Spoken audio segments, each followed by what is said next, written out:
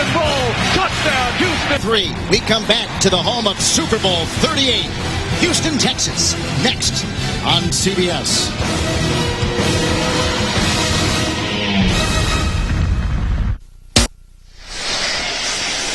Heavy rain outside here in Houston, Texas, and so the roof is closed, and that takes us to a dry Marcus Allen on the sideline. Well, thanks a lot, Kevin. I just talked to Ty Law, defensive back of the Patriots, who normally shadows the best receiver, and that would be Andre Johnson. But his counterpart, Tyrone Poole, is playing so well on the opposite side that he's so much confident that they're going to stay in their respective sides. But if Andre Johnson starts to have success, you can guarantee Ty Law is going to shadow him, guys. Back to Kevin. Should be a good matchup. Absolutely. And one thing you know with a Bill Belichick, Romeo Crennel defense, Marcus points out that they're not going to shadow, but I'll challenge anybody to say that they're going to do anything that anybody knows what they're going to do. Bill Belichick and this defense have a plan for each team. It doesn't unfold until the first quarter goes along, and it's always complicated. Vinatieri's kickoff. J.J. Moses is deep back, and we'll get this ball at the 7-yard line for the Texans.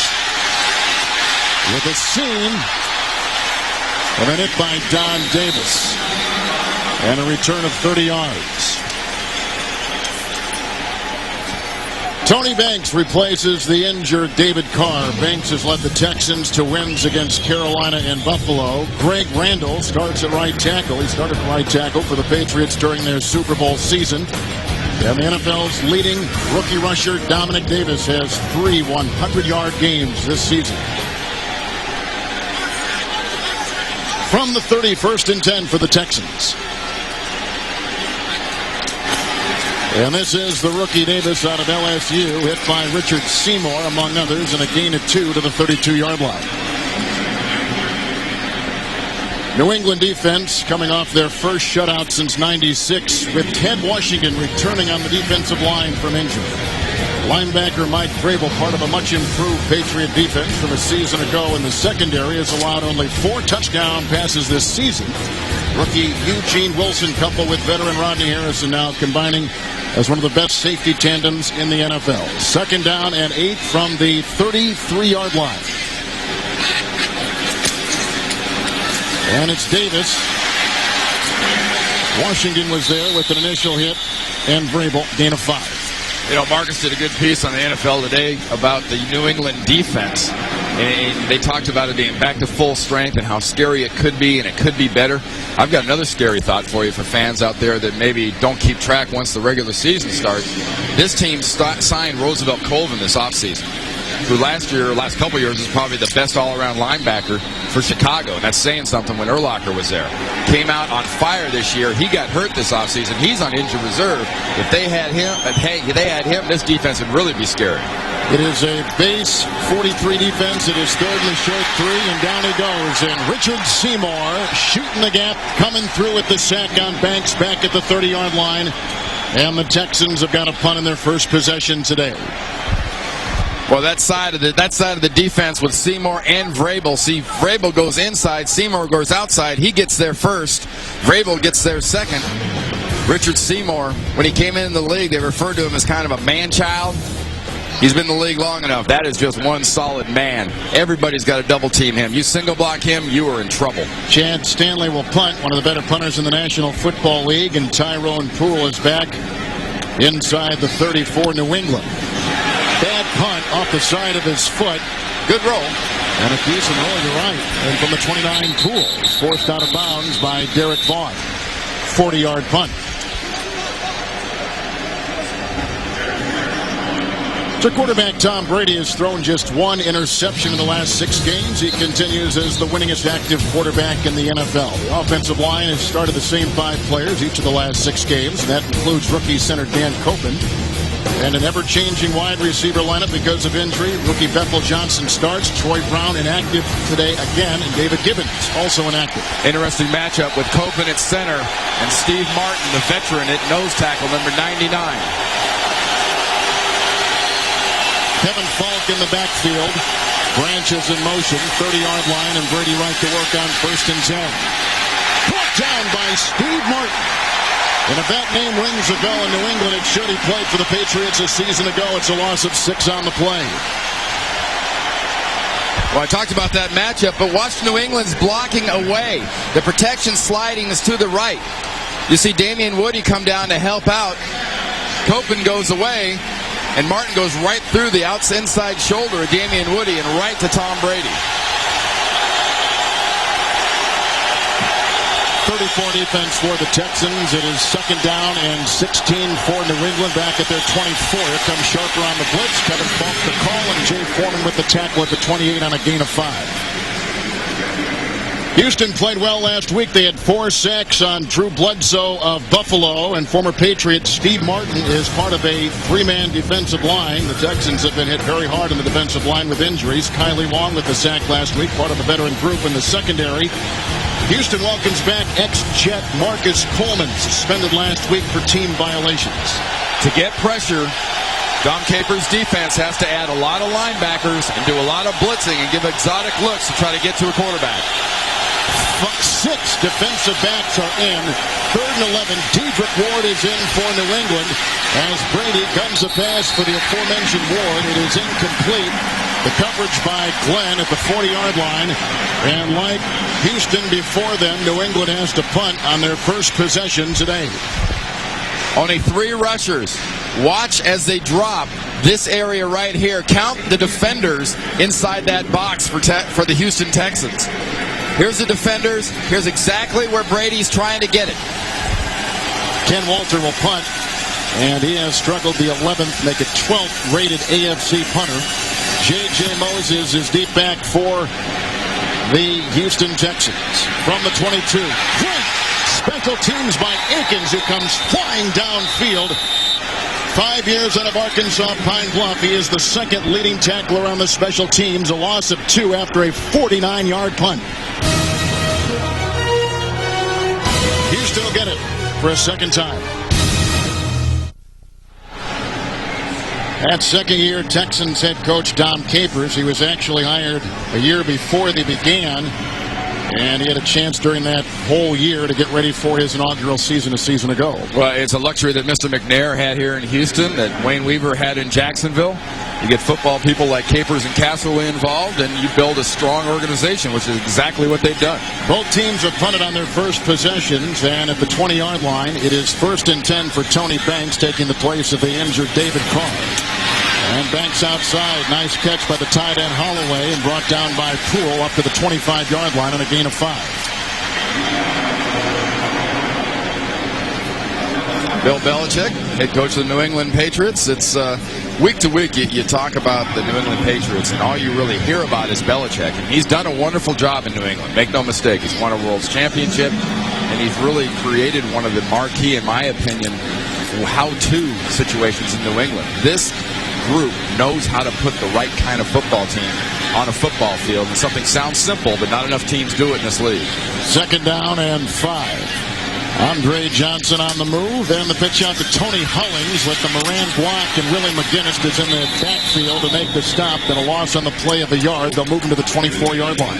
And probably the best example as to how they've put this organization together is look at the AFC East. New England sitting at 8-2, Miami 6-4. New England has had 42 different starters. Who else in the league could be 8-2, have that many people miss games and be where they are? And they're in the AFC South. See Houston at 4-6. If you look at their schedule, 4-6 has not necessarily got them eliminated from playoff hopes. They'll be in it for a while. Samuel has come in as the 5th defensive back for New England. Ball is at the 24-yard line. It is 3rd down and 6. With Banks in the shotgun, and here they come, and Seymour's got him, and McGinnis has him, and he'll be close to a first down. In fact, you may have gotten it. They had to get just beyond the 30-yard line. Let's see where they spot that ball. He did a good job moving up in that pocket. Well, it's not really the pressure that gets to Banks. It's like we saw Tom Brady facing all the coverage down the field on the last play of the Patriots. The New England defense had everybody covered. Different from what New England had tried offensively, though. Houston was stretching the ball down the field on both sides of their wide receivers. So they do get the first down. And there is Steve McKinney. You see there is the center, longtime guard for the Indianapolis Colts. It is 1st down and 10, 30-yard line, with 3 receivers, including Gaffney, Johnson, and Corey Bradford for the Texans. Play clock. And they lost some time. Offense. 5-yard penalty remains first down.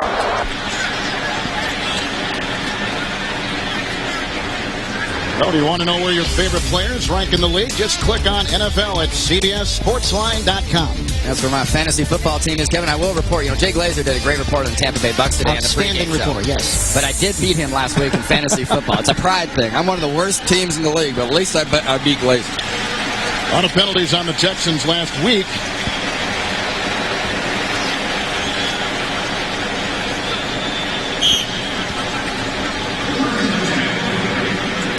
They ran the clock because there was an official measurement, and so it is not a delay of game on Houston. Thus, it is 1st and 10 from the 30.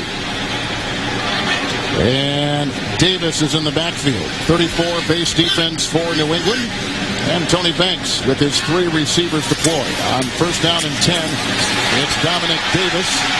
And Roman Pfeiffer makes the stop. It could have been a tackle by Wilson, but the official got in the way. It's a gain of 14 yards. They're up to the 44 at the 1st down. This young running back out of LSU, if you watch him run and the hole that he gets, watch the screen we get here from the umpire. Dominic Davis, not the tallest guy, out of the Barry Sanders mold, the 5'8", 5'9". Our umpire manages to get a little bit of a squeeze job done there, and can't tackle Dan Farrell or credit Dan Farrell, our umpire, with a tackle, but he almost got one. From the 44, 1st and 10. The pitch out to Davis, a 4th-round pick out of LSU. In the secondary, he is brought down, but Bobby Hamilton was the one to get him after a gain of 6. It'll be 2nd down and 4 from midfield. Hey, the thing that really impresses me about this young running back, we were here for his first start, and he talked about, I'm so nervous. How am I going to do this? My first game, I'm not worried about how I'm going to perform. He's got plenty of company in that offense. Look what Andre Johnson's achieved as a rookie wide receiver. But Dominic Davis has really been the difference in this offense since he's become a starter. He's a downhill runner. No matter how he's running or where he's running, it always seems like he's going forward. Seth Wand has come in as an extra tight end, but he does play offensive line. He is eligible here. That's Jabari Holloway in motion. 2nd down, 4 from midfield. And a flea flicker as Davis gets back to Banks, and Banks goes for Johnson, and Johnson is handcuffed by Harrison and rookie Eugene Wilson. 3rd down and 4. Well, that was an excellent job by the defensive backs of Bill Belichick's for the Patriots, because they had every reason to get, brought up by a fake. Doesn't happen. Here's Johnson heading down the field. Look at that nice job by Wilson. Stays deeper than the deepest. Tells you 2 things: good defensive discipline, and this offense for Houston has a lot of faith in what Andre Johnson, the young rookie wide receiver, can do. He can just flat go get it. Still just 4 defensive backs. 3rd down and 4 with the Texans at the 50-yard line and the rookie Davis in the backfield. And here comes the blitz, we think, and Banks saw it and calls the timeout. And that is the first burnt timeout for the Texans. He saw that empty backfield, no safeties. That was an all-out blitz. And I'm officially in Texas because they're barbecuing breakfast. After the timeout by Banks, you saw an all-out blitz being engineered by New England. 3rd down and 4 with the Texans at the 50-yard line. Personnel has stayed basically the same defensively for the Patriots. And Banks, quick drop, quick throw, caught. Corey Bradford, the ex-Green Bay Packer, tackled by Poole. Gain of 10 on 3rd and 4 to the Patriot 40. And the Pats gave him a little bit of almost a variation of the same look that made him go away before they called that timeout. We went to commercial. They weren't giving him many defensive back looks. Now you see there's not much there. Rodney Harrison's blitzing. You've only got 3 guys in coverage. You've got 8 guys in a blitz. Great adjustment by Tony Banks and his receivers. See, Vrabel being handled pretty good by Chester Pitts, so I think is emerging as one of the good young offensive linemen in this league. But good adjustment by the veteran, Tony Banks. It is a 1st down. Andre Johnson is in motion, and somebody moved. Looked like maybe the center didn't get the snap off in time, or people were moving. He kind of went on the account he thought it was on. That's right. Which I guess that's the one that matters, because he's got the ball. Offense number 12 pulled out before he got the ball. It was 5-yard penalty, still 1st down. The Patriots beat Dallas 12-0. for their first shutout in 7 years, and the Texans and Don Capers won a big game last week by 2 in Buffalo. And it's funny, that look with the empty backfield on defense, that zero defensive backfield look with the all-out blitz, that's what Dallas tried to do to New England last week, that New England took advantage of. What does Bill Belichick and Romeo Crennel do the next week? They flip it around, they bring it in here to Houston and use it against the Texans. 4 down linemen for the New England Patriots, 45 of New England, 8th play of the drive, 1st and 15. Here comes Banks. And he throws off to Andre Johnson, belted by Brewski and by Wilson, 43-yard line, gain of 2. With Marcus Allen and Randy Cross, Kevin Harlan, Reliance Stadium, Houston, Texas, 2nd down 12. Each team has had it once. Each team is punting on the Patriots 42. Banks, here comes McGinnis. Good block by the rookie Davis, and down the side, and incomplete, and a flag will be thrown on Wilson, who was trying to cover the tight end, Miller. Yeah, I think it's going to be a little illegal contact down the field. Original contact happened about 10, 12 yards down the field. 2 flags are down there. There are 2 fouls, both on the defense. Holding, number 54. Pass interference, number 26. Both are declined. Score is good.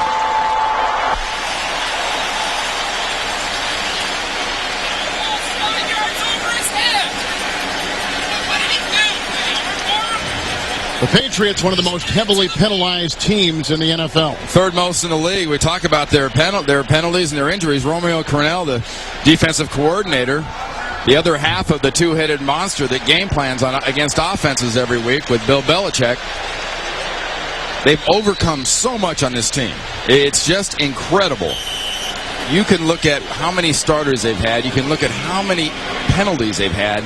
And in spite of that, with the veteran leadership on the football team, with the players that they are able to get here, they overcome a lot of it. There's the contact down the field. That was the 2nd penalty called there against Eugene Wilson. So it's like a 28-yard penalty, 14-yard line of New England. 1st down and 10 for the Texans. That's Gaffney in motion. It's a pass backward. It's a live ball, and he's going to run it. And he breaks the tackle of Hamilton and of Vrabel, and he is fumbled the ball, and it's picked up. I think they called him down at the 1. Right at about just inside the 1-yard line, our official. In fact, he had put his finger down, but there was no whistle on the play, but he had marked the ball right there. And so it is a 1st and goal coming up for the Texans inside the 1. Tom Finken, number 47, the side judge, is going to be right at the end goal line there, right as Gaffney gets this run going. It was originally going to be a pass down the field. Good coverage by the Pats. Little confusion there on blocking by Dominic Davis. That ball did pop out after he hit the ground. Ty Law is slow to get up, and a timeout has been taken. Or is it an injury timeout?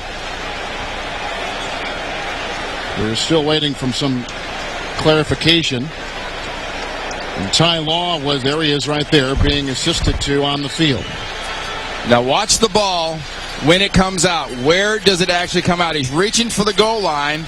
He's got it. Contact with the ground, and then the ball comes out. That is where it should be then, inside the 1. Now if that was a catch on a pass, he has it, he hits the ground, the ball comes out, it's going to be ruled incomplete. Trying to reach for that goal line.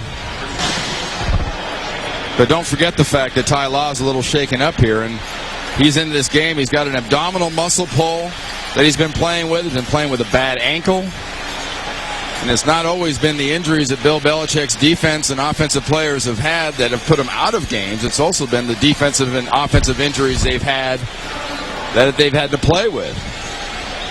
That was Ty Law there coming by and actually flipping Gaffney up into the air. Akins is on the defense, coming in with Poole and Harrison. There'll be 5 on the defensive line. It is 1st and goal with Davis and Moran Norris in the backfield. And this is Davis. And he is short again. Did not get in. McGinnis was right there. Roman Pfeiffer with the stop. It'll be 2nd down and goal. Well, you've got some veterans here in this defense. 52, Teddy Johnson blows up the lead blocks, and that enables Roman Pfeiffer and Akins to come over the top. There's Teddy Johnson on the lead blocks. There's Akins. There's Pfeiffer. And Akins, and more importantly, just twists the upper body of Dominic Davis around so he couldn't reach the goal line with the ball. Ty Law back in the game. 2nd down and goal at the 1. It's Banks to Davis. Hit by Ted Washington. What a play by Washington, driving him backwards a yard. He came back for the first time after missing a handful of games and made his presence felt last week and does it again here in his 2nd game back from injury. Well, talk about Seymour being a man. Ted Washington's a man and a half. You are flat. You have no hope blocking him with one guy. I mean, forget Ted Washington's size. Ted Washington has hands that are as good and quick as most linebackers, and inside that phone booth where he's made his living, he moves quick. Forget the 350, 360, whatever. 2 tight ends for Houston. 3rd and goal at the 1. We're going to the rookie. Bobbled it incomplete. And he was covered by Ty Law, who is taunting after the play. No flag. And now it is 4th down, and New England's defense holds Tony Banks out of the end zone. They'll try for 3. This is one of those hidden point stats that New England has got to lead the league in. When you get teams in goal-to-goal situations, you get team inside your red zone, nobody in the league this year has been better at thwarting big plays than the New England defense. That was not a catch. It was good defense by Ty Law. A little rub it in at the end. Yeah, he was right above him. And here's a field goal attempt by Chris Brown of 19 yards. He has not missed a field goal since September. And he drills it. But New England's defense holds out the Texans from the end zone. They give up 3, and the Texans on top. The Texans had it 1st and goal inside the 1. They're only managing a 19-yard field goal by Chris Brown. That's a 3-0 lead over the 8-2 New England Patriots. You can't say enough. 1st and less than 1, and you don't get in. Those are 4 points that invariably, when you're an underdog like Houston is, will come back to haunt you. Patrick Pass is deep back for the ex-Steeler Brown. And pass from the 5-yard line for the Pats. A block by Mike Cloud and a tackle by Ramon Walker. He's up to about the 33-yard line, a 29-yard return. A Texans field goal, a good defensive stand by New England. Timeout.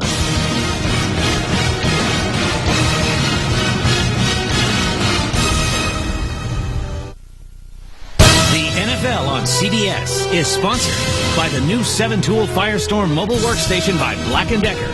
Powerful innovation to go. And by X2 X-Men United. Own it on DVD or rent it on video Tuesday. Field goal moments ago by the Texans, so they have a first quarter lead, and you can see what New England has done in the first quarter this season. It is 1st and 10, 33, and a handoff quickly up the middle without much there. And they had Jamie Sharper and Patrick Pass. Can't get much more than 4 yards out of it, so he's up to the 36-yard line. It'll be 2nd down and 6. A great night at TS America's most watched network, 2nd and 6, 37. Antoine Smith is not in the game yet. That's a pass. Bethel Johnson caught it. Now incomplete, they say, at the 50-yard line for the rookie, Bethel Johnson. Incomplete pass. Remember what I said earlier, as Jamar Gaffney was reaching for the goal line on the run, ball hit the ground, or elbow hit the ground, ball hit the ground, ball came out. Well, on a run, it was different. Well, catch is completely different. You have got to catch the ball, be able to display that you have it and are doing something with it, and have to have control after you hit the ground. Real emphasis now from our officials, and that was an excellent job. 6 defensive backs. Still no Antoine Smith. They stick with Kevin Falk. There are 3 receivers, including Dedrick Ward, 37-yard line. Brady. And that is Falk, who gets away from Orr.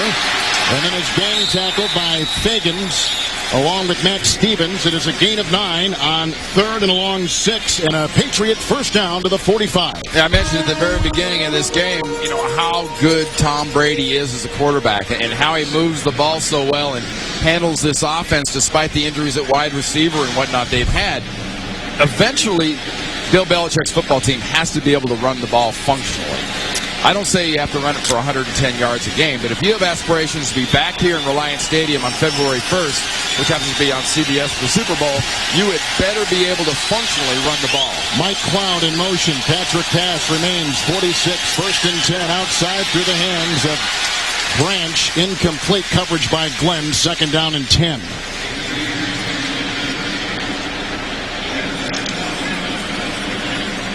Brady just 1 of 4 throwing this afternoon. What's funny about Tom Brady is when you start talking about who are the best quarterbacks in the league, that's a name that usually doesn't come up at the top of the list this year. And obviously that changes year to year. The arguments are about 4 or 5 different guys, and it's usually not Tom Brady. He belongs in that list. 46, 2nd down and 10. He's got his tight end here, Graham, who is brought down by the ex-Bronco Eric Brown at the 48-yard line. It's a gain of 6 yards. Because you can talk about all the stats you want about a quarterback, yards, touchdowns, things like that. You give me the guys that's winning for me. That's the quarterback's number one job. You may be surprised to see Jay Fiedler there at 6'88". Why is there any kind of a controversy in Miami? I know I hear that a lot. 48-yard line, 3rd and 4, 6 defensive backs. Falk in the backfield. Receivers are Ward, Branch, and Bethel Johnson.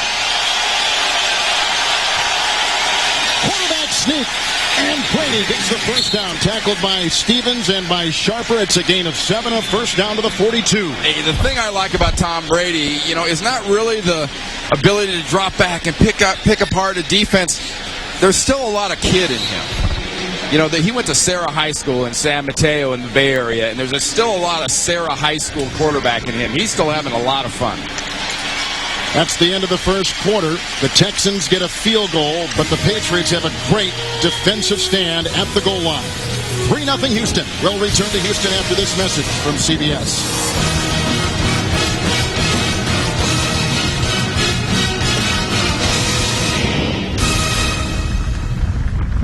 Handoff to Kevin Falk starting the second quarter and brought down by Deloach. It's a gain of 6, and he tumbles to the Texan 36-yard line. By the way, New England had scored in the first quarter 9 consecutive games, not doing so here in the first quarter in Houston. Really, one of the keys, I think, for this football team in New England as the year goes on is going to be the play of this offensive line. You mentioned at the very beginning of the game, they started 6 consecutive games together. That was the key a couple of years ago when they won that Super Bowl, was the cohesiveness of that line and what it enabled Tom Brady to do.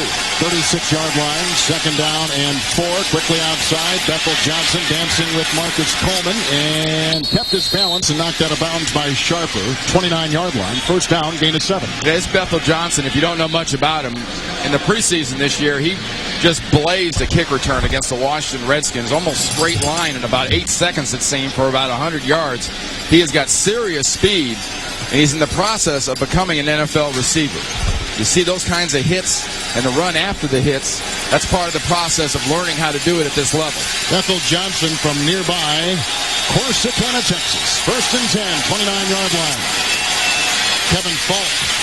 Hit again by Deloach, the ex-Redskin, and brought down. Gain of 2. They mark him at the 27. Yeah, if you like defense, we're seeing some good defense out of New England, and this front line, especially Deloach and Steve Martin, are doing a heck of a job up front, taking away a lot of the space and cracks and areas to run for the running backs of New England, leaving them basically what they like to do best anyway, which is throw the ball. But I'll reiterate, you had best develop a running game or you're going to be in trouble. Nothing to Branch yet. 2nd down, 8, 10th play of the drive. Patriots at the Texan 27. It's Brady. Great time. Now the throw downfield, and it's caught. Bethel Johnson, and he is in for a touchdown.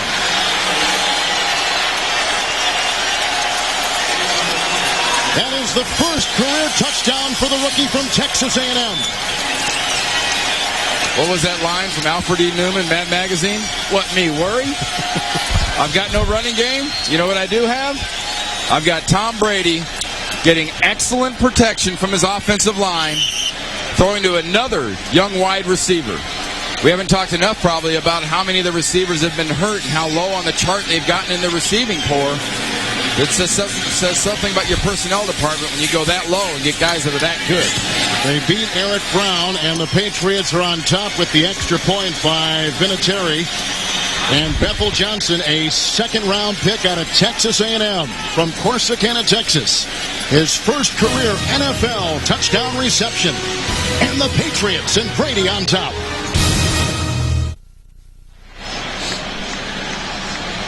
Bethel Johnson just lassos a 27-yard touchdown pass from Tom Brady. And the New England Patriots up 7-3. That last pattern by Bethel Johnson for that touchdown, I think, was exactly the same play that David Givens caught a touchdown in overtime against Miami. Vinatieri's ensuing kickoff. J.J. Moses watches this go in and out of the end zone, and the touch better down it. Finally, he does. He lost the job with Dante Hall in Kansas City in training back 2 years ago. He's a pretty good return man. That play puts New England on top. The New England Patriots lead the AFC East by 2 games over Miami. Houston is in 3rd place in the AFC South. The Brady touchdown pass moments ago puts New England on top 7-3. And now here is the subsequent possession by Houston after the touchback at the 21st down and 10 for Tony Banks, initially drafted by the St. Louis Rams.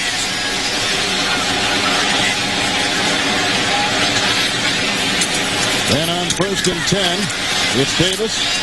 Devoured by Ted Washington. Not much of a game. We'll call it 2 to the 22-yard line. Let's take another look at that touchdown, Kevin. I mentioned the similarity of what Givens did against Miami in overtime. There's Bethel Johnson and what he's going to do. Look at the protection up front. This is a faith play. Not in the pattern, but that you're going to get that much protection to enable your quarterback to hold it that long to get a pattern run that well. It was Denver he ran that overtime play against for that big win, Givens. 2nd down and 8. Now they got all the receivers in there, including Armstrong, who is the 4th Houston receiver, 22-yard line. Ty Warren is on the defensive line for New England. Great breakup by Ty Law in front of the aforementioned Armstrong. It'll be 3rd down. You can't say enough. We talk about often on television players being hurt and players playing with injuries. Ty Law has got a bad ankle that would keep a lot of people out. He also happens to have a pulled abdominal muscle that a lot of people have a hard time getting up in the morning, much less playing football. And you see the physical things that he's able to do. It's just a testament not only to this entire football team, to Ty as a player, that he can put up with that kind of pain and still put up this kind of performance. Now 5 defensive backs for the Patriots. That's the rookie Asante Samuel out there. 3rd down and 8. 22-yard line. And Steve McKinney sets to shotgun, snap it off the back. Here they come with Harrison on the blitz, and he brings him down. That's the 2nd sack today by the New England Patriots. Harrison's 1st sack of the season. Good defensive call by Romeo Crennel. You give him a basic cover 2 look to start with, and then you've got your safety Harrison coming up late, hitting it on the run in the middle of the snap count. Banks can't adjust, and there's nobody to block Rodney Harrison. And there's no active defensive back who has more sacks than Harrison. Most of those acquired in San Diego. And when he comes, he delivers a lick. Yes, he does. This guy can hit. He is a missile. Now Chad Stanley's got a punt inside his 10. And Tyrone Poole is back with a good rush from Don Davis, but he can't get it. Here comes Poole back at the 38-yard line. Good block by Samuel. Ramon Walker with the tackle near midfield for the Houston Texans, tripping him up. A 14-yard return, a 43-yard punt. A Tom Brady touchdown pass of 27 yards to Bethel Johnson. The 8-2 Patriots on top of the Texans. There after the punt by Houston. 1st down and 10 for Brady. 48 of the Texans outside. It is Kevin Falk getting one block after another. And Drury throwing one. And still on his feet and brought down by Steve Martin at the 26. It's a gain, a catch and run of 22 yards. Now, there's nobody in this league that runs screen passes better than the New England Patriots. But Jamie Sharper, 55. Watch for him flashing in front of your screen right there. How close is that to either being knocked down or intercepted? But close doesn't count, obviously, and this is a team that knows how to set up the blocks down the field, and they got a quarterback that can set up the fake with a pass to Falk like that as good as anybody in the league. Falk is in the backfield, 27-yard line of the Texans. Brady 1st and 10. Kevin Falk out of LSU. Dancing his way by Sharper, then brought down by Steve Martin, who has been all over the field. He's to the 20. It's a gain of 6 on the play. Dick Davis and Kevin Falk doing some nice running. Mike Cloud in the backfield gets the call. And Cloud slashing his way on 2nd down and 4 to the 15-yard line. And brought down by Foreman on a gain of 5. And this is a great example, the last few plays, of what I mean about having a functional running game. You don't need a great big guy for Charlie Weiss's offense like an Antoine Smith to pound it time after time after time. You can put in Smith. You can put in Falk. You can put in Cloud. And Smith's in the game now, 32, who is the power pound him back. For the first time, Antoine Smith is in there with Patrick Cass. It is a first down, the 15-yard line of Houston. And here comes Antoine Smith with a gain of a couple on the play. He played at the University of Houston. He picks up 3, and he's brought down by Foreman. And it bears mentioning also, Fred McCrary, the starting fullback, was put on injured reserve this week. That leaves Patrick Cass as not only the starting fullback, but the fullback. He is the only fullback right now on the roster. The only other person they use at fullback, especially in goal line short yardage situations, is the rookie defensive lineman, Dan Klecko, number 90. Branch does not have a catch yet. It is 2nd down and 7. Red zone numbers for the New England Patriots. Falk is in the backfield. And that is the tight end, Graham, on the move and quickly outside. Bethel Johnson, he made a miss the first time with Glenn, but then he was doused on the play by Kylie Wong. It's a gain of 2 to the 10. Sometimes in football, especially young players, their brains are faster than their feet. Because you can send that firing message down to your feet. You go, move, feet, move. And sometimes your feet are moving too fast to get good ground. See, move feet, and they wouldn't move quite fast enough for him there. That was a touchdown if he could get his speed under him and use that speed he's got. Quarterback Tom Brady has hit 5 consecutive receivers. He's thrown a touchdown pass today to the guy we just saw, Bethel Johnson, 3rd and long 5. And so far, nothing to the tight ends. Usually a big tool in this offense. 5 defensive backs for the Texans. That's Branch in motion. He has not caught a pass. And here's Brady, flush from the pocket, throwing and intercepted. Eric Brown. Fumble on the play, recovered by New England at the 7. Fourier jumps on the ball. It's 1st and goal, New England, and Don Capers. What a feeling you must be going through right now, because you were going to stop Brady and Belichick and the Patriots right in their steps.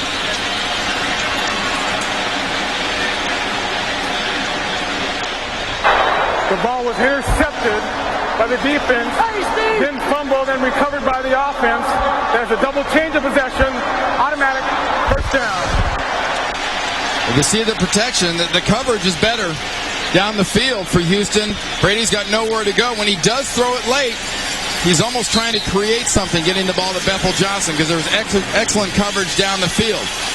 What does Bethel Johnson do? That's a pro move by the wide receiver. He goes back, he causes the fumble, and then Christian Fourier recovers the ball. Excellent play by Bethel Johnson.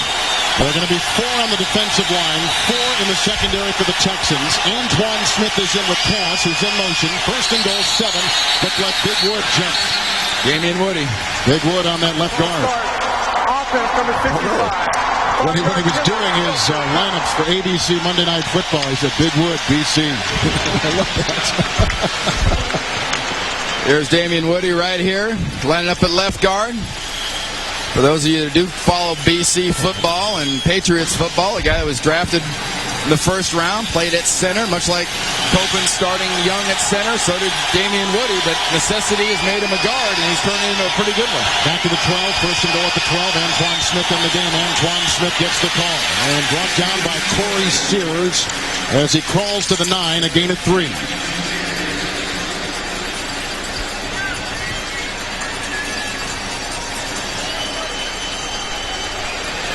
Second down and goal at the 9-yard line.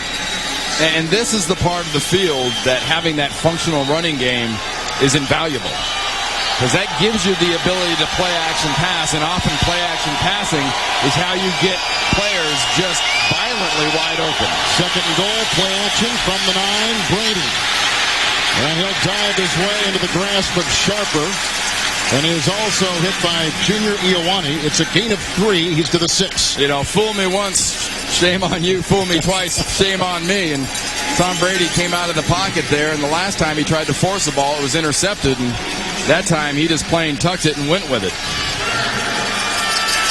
Now Shante Orr and Kenny Wright come in on the defense for the Texans. They've got 5 in the secondary.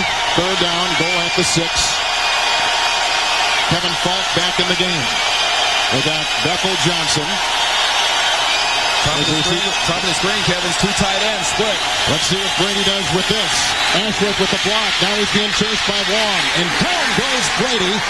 Drilled by Sharper at the 3. A gain of 3. It's 4th down and goal. And the Houston Texans with a great goal line stand. And he's going to force the Patriots to try for 3. Now your tight ends are out to the quarterback's right. Here's a good example. Normally you'd want to go 4 wides and spread the field and threaten the field. You're not threatening with the tight ends. You only defend half the field for speed. And Bill Belichick knows that offensively he's playing with kind of a limited hand because he doesn't go very deep at the wide receiver position. Here's Adam Vinatieri, who has never missed in his career in a dome. 21-yard field goal, and it is through. The Patriots extend their lead 10-3 over the Texans in Houston. That's Commissioner Paul Tagliabue, of course, on the right, pointing to himself. Bob McNair, the owner of the Texans, in the middle. And that's Charlie Casserly on the left in the blue shirt. And there is Josh Beckett, the MVP of the 2003 World Series for the Marlins. He is a Houstonian. Yeah, is he enjoying life? Oh, boy. His age, what he's accomplished. Wow. There's the kickoff. And Tony Hollings, a rookie out of Georgia Tech from the 7-yard line. This comes after the Vinatieri field goal.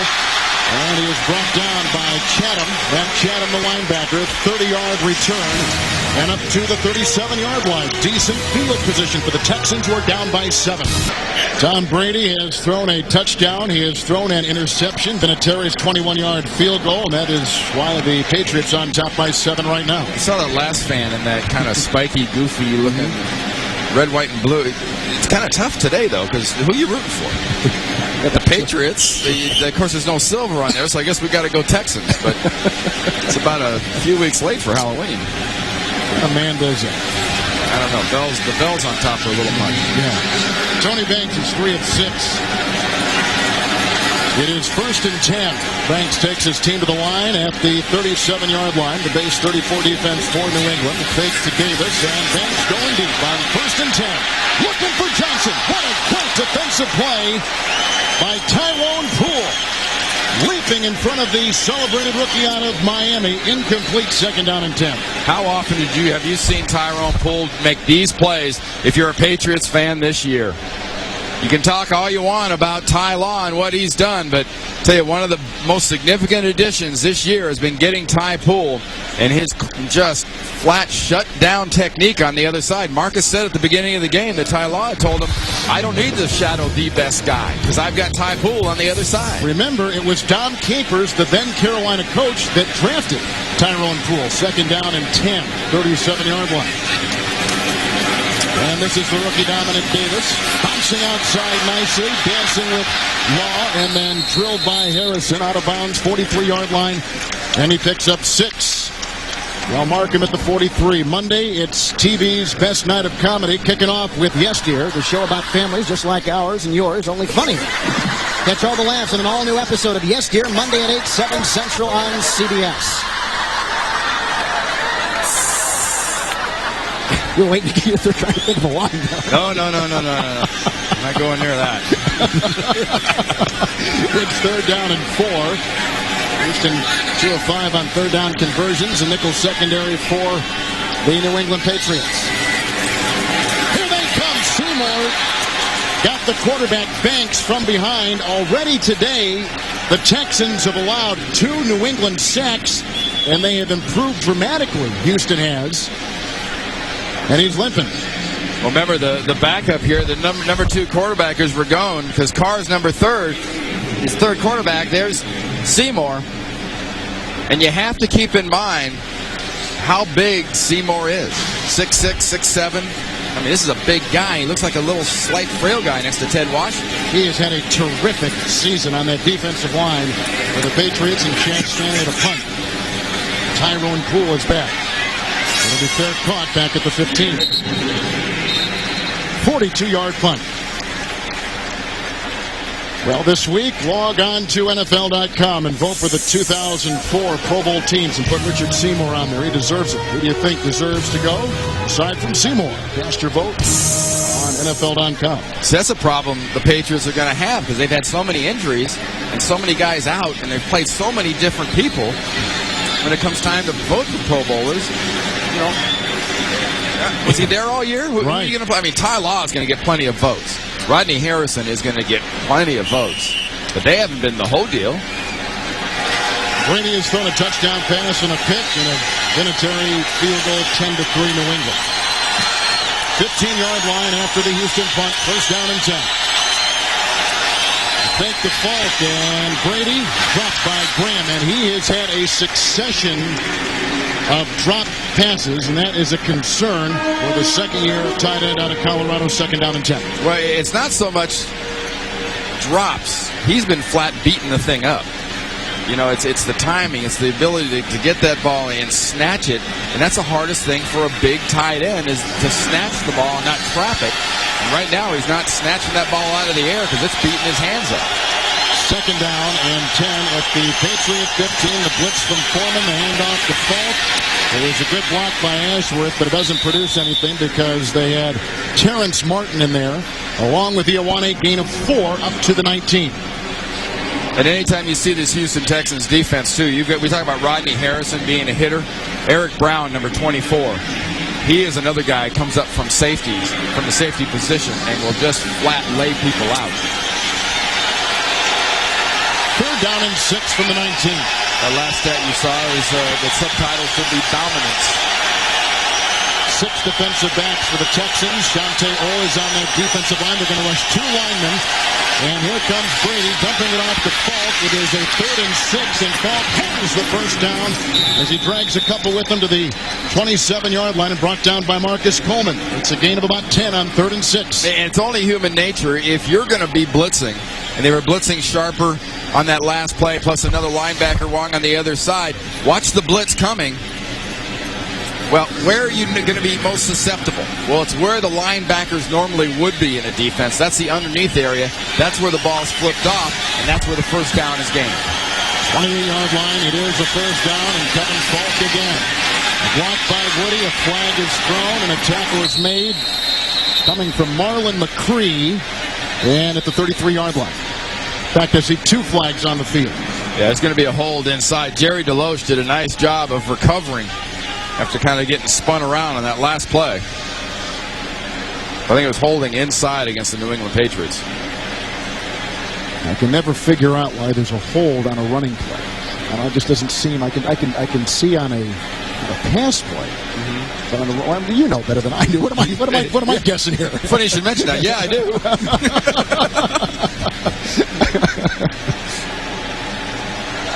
Holding on the offense, number 81. The 10-yard penalty remains first down. That's on Bethel Johnson. There's no foul for a shot block. They were adjacent players, and that is legal on a running play. First down.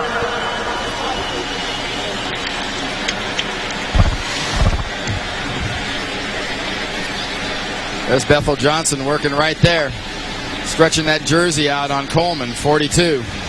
Coleman still made the tackle. He almost got his jersey ripped off doing it. Well, and he almost held the face mask, too. Hey, you can hold your tail off it, run, pass, it don't matter. It's an equal opportunity profession. That's exactly right. It's called having a good grasp of your technique and opponent. That's what you offensive linemen call it. I see. It is a spot foul, so it is 1st and 18, which is an odd number.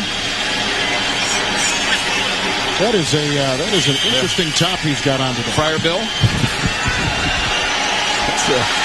A lot of times they're told that they got to win. It's an NFL Properties uniform, but I'm not sure it's a big seller. 21-yard line, 1st and 18. Mike Plow And he was devoured by Ioane, the ex-Raider. 24-yard line, gain of 3. Monday, in an all-new late show with Dave Letterman. He welcomes the legendary Paul Newman. Plus music from Clay Aiken. Later this week, don't miss Mike Myers, the Cat in the Hat. Dave's all new, all this week on CBS. Hey, you talk about that outfit Bill Belichick's got on. That tells you something, too, about how intense a guy like Bill is on game day.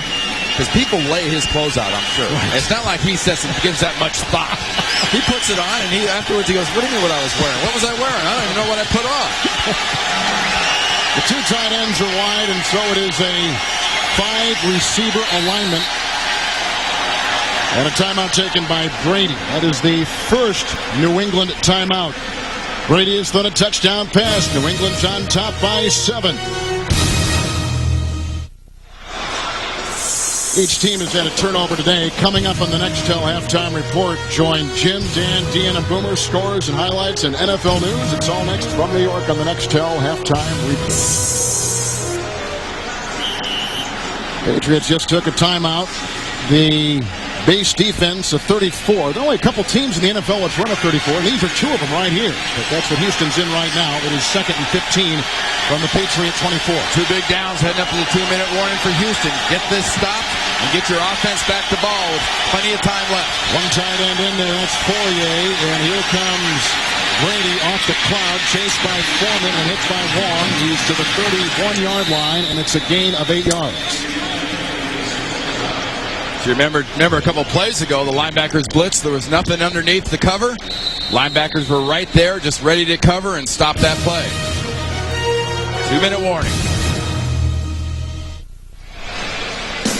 Friday, 2:30 Eastern, the Home Depot SEC on CBS rocks the holiday when the Arizona Razorbacks tangle with the LSU Tigers. That's the day after Thanksgiving on CBS with Randy Cross and Marcus Allen, Kevin Harlan in Houston, Texas, where Brady's touchdown pass and that guy's head have been the main stories of this game. That and the substitution pattern from Don Capers' defense.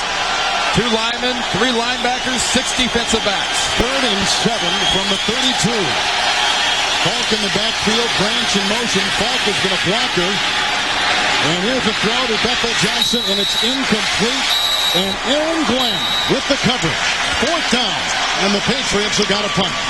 Boy, excellent coverage down the field by Aaron Glenn, but it was all set up. All absolutely set up by the blitz inside on Tom Brady. He was not able to step into that pass. He had to lob that thing up there for Bethel Johnson. And Aaron Glenn had perfect inside position, looking back at the ball. No interference there, just good defense. Ken Walter to punt. J.J. Moses is deep at. Good hang time on this one. And fair caught, 24-yard line by J.J. Moses. 44-yard boot by Ken Walter.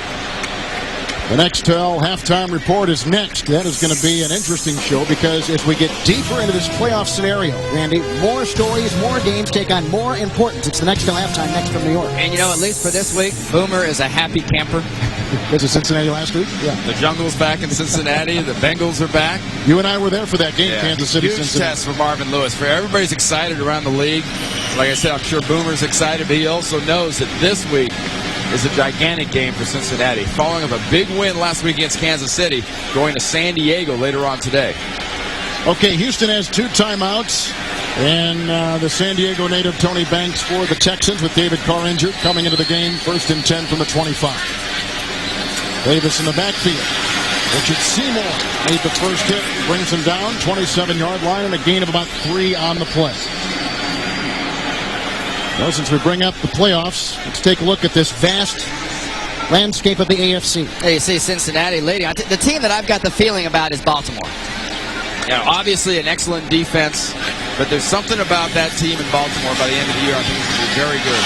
2nd and 7 from the 27. That's dropped by Andre Johnson. It'll be 3rd and long, 7 yards to go. And specifically when I talk about Baltimore, I know they're just 5-5, but the offense has got to get better. Goodness knows with Brian Billick and Matt Cavanaugh pulling their hair out, it can't get much worse for them at quarterback with the struggles they've had there. Anthony Wright starting again today. But Jamal Lewis, has quietly, or not so quietly, put in one heck of a year. I think it's just ride Jamal and play D and hope to hold everybody under 10 points for the Baltimore Ravens the rest of the way out. Patriots are playing with 5 in the secondary, 27-yard line, 3rd and a long 7. And Davis tackled nicely by Willie McGinnis, trudging his way for 3 to the 30-yard line. And New England takes a timeout wisely. Yeah, wisely, because they just wasted a possession for Houston. Now you're going to get field position and 2 timeouts.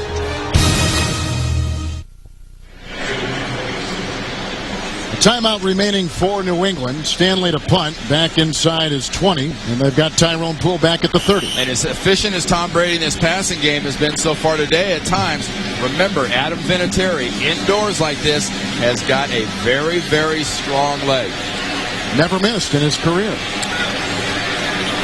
Short or long, strong leg. Exactly. Rush came on from Banta Kane, but the punt is away, and Tyrone Poole. Derek Carr makes the special teams tackle for the Texans at the 41-yard line. It was a punt of 37 yards, a Poole return of 8. Thanksgiving Day, 1:30 Eastern. Andre Agassi and James Blake are among the stars expected at this high-intensity, high-reward shootout. It's Gateway Superset Tennis. It's tennis with a twist here on CBS. His career-long Adam Vinatieri's is 57 yards. The target line, the 39-yard line. And so with a timeout and at the 42. I think an indoor in this stadium with no wind in these conditions, that's about the target right there, too, for Vinatieri right now. Falk is in the backfield.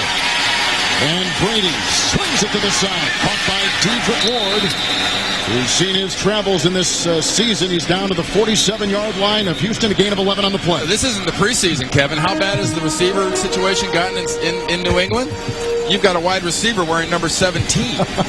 That usually happens in August, not in November. That's when you know you're going through some bodies. You start running out of numbers.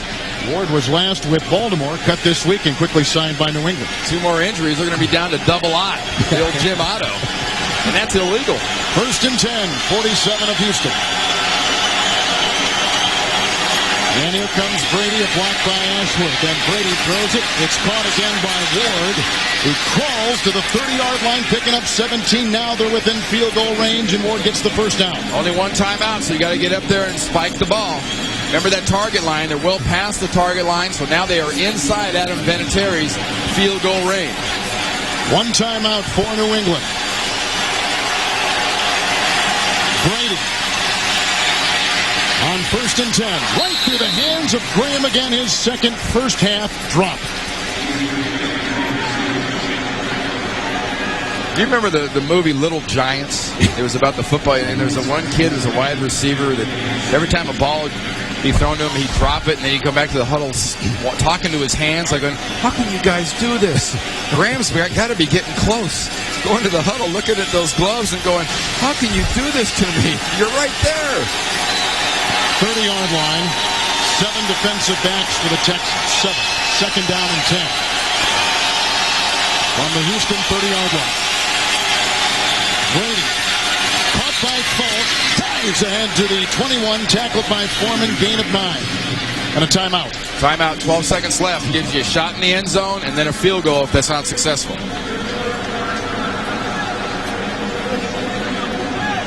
Good job by Brady to work his way downfield.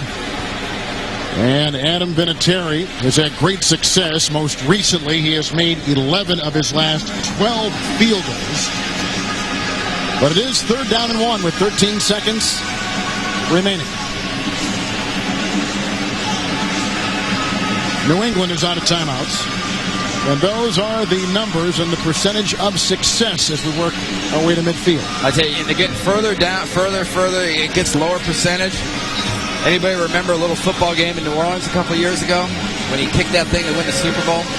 And 2 weeks before that, or the game before that, when he kicked that ball off a snowdrift against the Raiders in that great overtime game to beat the Oakland Raiders and go to the Super Bowl? This guy's nails. You got a clutch kick in this league right now? There's the guy you want to kick it for you. So the back of the football is touching the 21. And that is what officially it will be listed at with the 3rd and 1. I really think you don't have any timeouts left. You throw the ball into the end zone, or you be sure this ball is out of bounds and incomplete to stop the clock. 6 defensive backs, 3rd down and 1. And Brady using a lot of time and throws to the end zone, incomplete. And the clock at 6 seconds. 4th down, they'll try for 3. Yeah, absolutely perfect.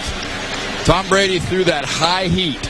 He had Bethel Johnson down in that general area. He was going to throw that high heat. Maybe he could get up and get it, kind of a la Joe Montana and Dwight Clark. Go up there about 10 feet off the ground for the catch. Otherwise, I'm going to drill somebody in the front row of the end zone right back there and not give a defender a chance to get it so I can set up Vinatieri for his field goal. Vinatieri is 18 of 23, 38-yard try. He has hit 11 of his last 12. It's his natural grass inside this dome. And he hits the upright and misses his first career indoor stadium miss. Unbelievable. The best laid plans of mice, men, and football coaches all come on that one kick. You know, I'd like to look at the placement of that ball. It looked like it wasn't the full 8 yards, which Vinatieri likes. It was maybe a little inside 8 yards. Well, it doesn't matter. I mean, blocking it wasn't the issue. Right. Pushing it was the issue into the right side goalpost. The ball never hooked back for him, and he got a perfect snap, good placement. It was hooking. And it's a doink. Pat McGrath, our statistician, has been following Vinatieri's career and came up with that great note about never having missed indoors. Yet, so we can blame Pat for jinxing him, right? That's just some good work by Pat. And a kneel down will take us to halftime.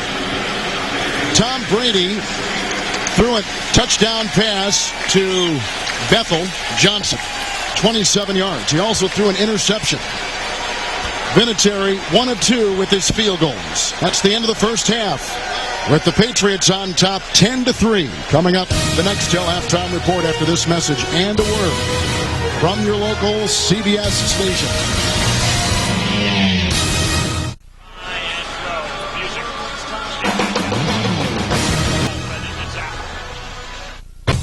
Tom Brady's touchdown pass to Bethel Johnson, 10-3. Let's now go downstairs with Marcus Allen. You guys are only 7 down, but what are you guys going to do to mount some offense? Well, we have to make some plays, Marcus. The last time we played in here was against a good team, the Panthers, and we came out to third quarter and scored 2 touchdowns and got the thing turned around. So the Patriots aren't going to give you anything. They have a very good defense. We have to go out and we have to make something happen on our own. All right, Coach. Good luck second half. Well, is it this kind of game? Well, I think it's still Dom Capers' kind of football game. And remember the 4 points they didn't get. I'll remind, first and less than 1 on the 1, the New England defense stopped them. They're making the plays. They're just not taking advantage of it. That's the key for the Houston Texans. You look at the stats in the first half, look at time of possessions. The big glaring thing to me, passing yards. I think Tony Banks came in here highly rated, unusually so for him. And this defense of Romeo Crennel's has really put pressure and a little bit of confusion into the equation, I think, for their young receivers of the Houston Texans. Patriots have not lost a game. There's Romeo Crennel. Patriots haven't lost a game since September. The Texans have equaled last season's win total. They've got 4. They were 4-12 a season ago. I always find it interesting, especially a young team like this. They'll keep winning. Maybe they get to 8-8 this year. You'll hear people saying, hey, you're ruining your draft position. What, are you kidding me? We're about winning games. So we begin the second half. From the 10-yard line, Patrick pass. Knocked down by Fagans and Vaughn. He's up to the 29-yard line with a return of 20 yards. For the New England Patriots, some individual numbers. Tom Brady very, very efficient, especially there at the end of the half before Adam Vinatieri missed that field goal.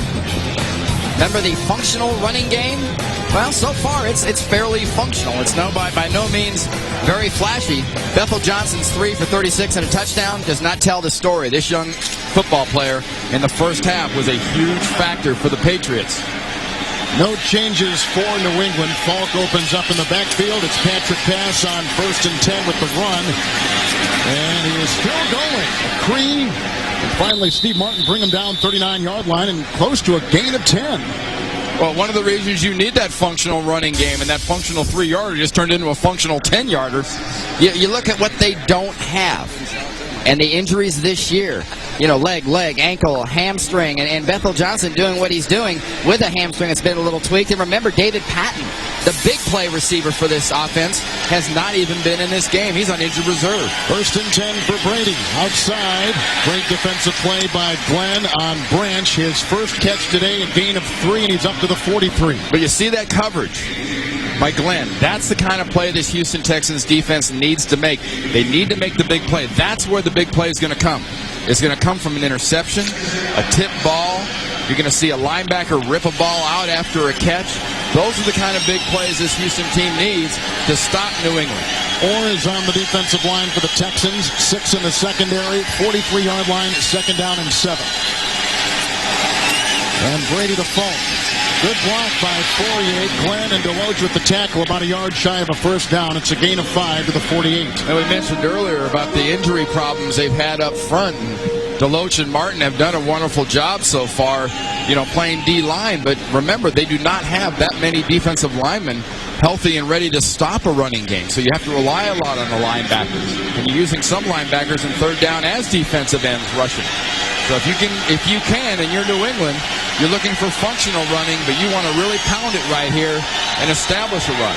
4 in the secondary. Antoine Smith in the New England backfield. The Patriot 48. It's 3rd down and 2. And he'll be close. He was hit by Ioane, among others, on that defense. And also Kylie Wong there. I don't know if he got it or not. It looks like, yep, he did. It is a first down. Just beyond midfield into Texan territory. Well, the thing to look for is the missile. Ioane is going to be coming up here. There's Ioane 94. Bang. And then there comes Brown. We talked again about Harrison and the plays he's made. Look at another big hit by Brown, number 24. Dedrick Ward is in, 50-yard line, 1st and 10. Fake handoff by Brady. Goes back to Falk, bobbles it, reels it in. Cuts inside and tackled on the play by Foreman. Down to the 42, gain of 9. In the uncomfortable position, not a bad position, but uncomfortable position a defense gets put in. First down, you had a big run, a 2nd and 3rd effort that resulted in a first down. Another big play on first down. Suddenly you're looking at 2nd and, let's call it 1.5 yards. An offense can do anything. Charlie Weiss can stand on the sideline with his playlist and just say, okay, look, what do I want to do? Which play action do I want? Or I just want to pound it and get a first down. 2 tight ends, 41-yard line, 2nd down, long one. Antoine Smith finding his way for a first down to the 39-yard line, where he is brought down by, looks like Jay Foreman. Maybe just short. You think so? Yeah, you might be right. Yeah, spotted just inside the 40. Interesting spot. I thought he'd cross the 40. Or just outside 40. Yeah, right. They bring in Terrence Martin on the defensive line. They bring in Deloach, and they take out Ioane. Does the Texan defense. Remember, Charlie Weiss does not have a real lead fullback on his roster. You've got Dan Klecko, the rookie defensive lineman, number 90 at fullback right now. Just 3 defensive backs, 3rd and inches. Antoine Smith. And that last effort probably gets him the first down near the 39. He had all kinds of defenders down there, including Clemens and Marcus Coleman. First down, gain of a yard. When you have a young guy, especially a guy that isn't real familiar with being a fullback and running the ball, you're a lot better off going this way. Patriots go this way and try to stretch it. It's harder to hunt up somebody to block. Everything's moving. You're not used to seeing those gaps. Klecko gets a little semi-block working against Sharper there, but it was a good job of stretching it by the defense of Houston. Deloach is the injured Texan player at the 40-yard line. We have an injury timeout. He's got to be okay. I think Dom Capers has ruled no more D linemen can go down and be hurt. They've lost a lot. You're right. There's Cal's Jerry Deloach, who is out. They put in Corey Sears. 8th play of the drive, 1st and 10. It began back at the Patriot 29. This is the first possession in the second half by New England, up on a Brady touchdown pass to Bethel Johnson. 39, 1st and 10. With the empty backfield, Brady hit as he throws, and that will flutter incomplete. They had Steve Martin and Terrence Martin all over him. Incomplete pass. And Steve Martin just walks back into Tom Brady. Watch Steve Martin lines up just on the right side of Copen there, the center, inside of Andruzzi, splits the gap, and drags both the right guard and the center right back into Tom Brady. Just pure power by Steve Martin. 4 in the secondary, 3 on the line, 4 in the linebacking core. Second down and 10. Patriots inside the Texan 40. They blow it dead. Remember, the Patriots are one of the most heavily penalized teams in the NFL. And they picked up today now 4 for Coach Bill Belichick. In his 4th season with New England, 9th overall as a head coach in the NFL. There's Matt Light.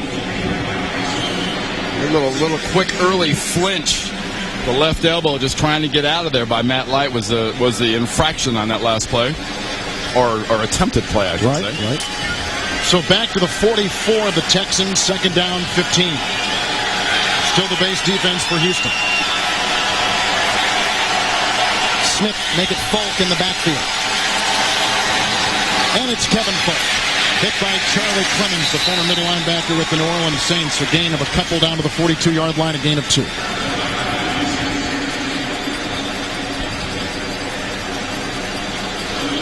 They got middle linebackers from other teams playing outside linebackers in this 34 for the Texans. Well, that's the nature of this defense. We talk a lot about the New England defense and the various defenses they play.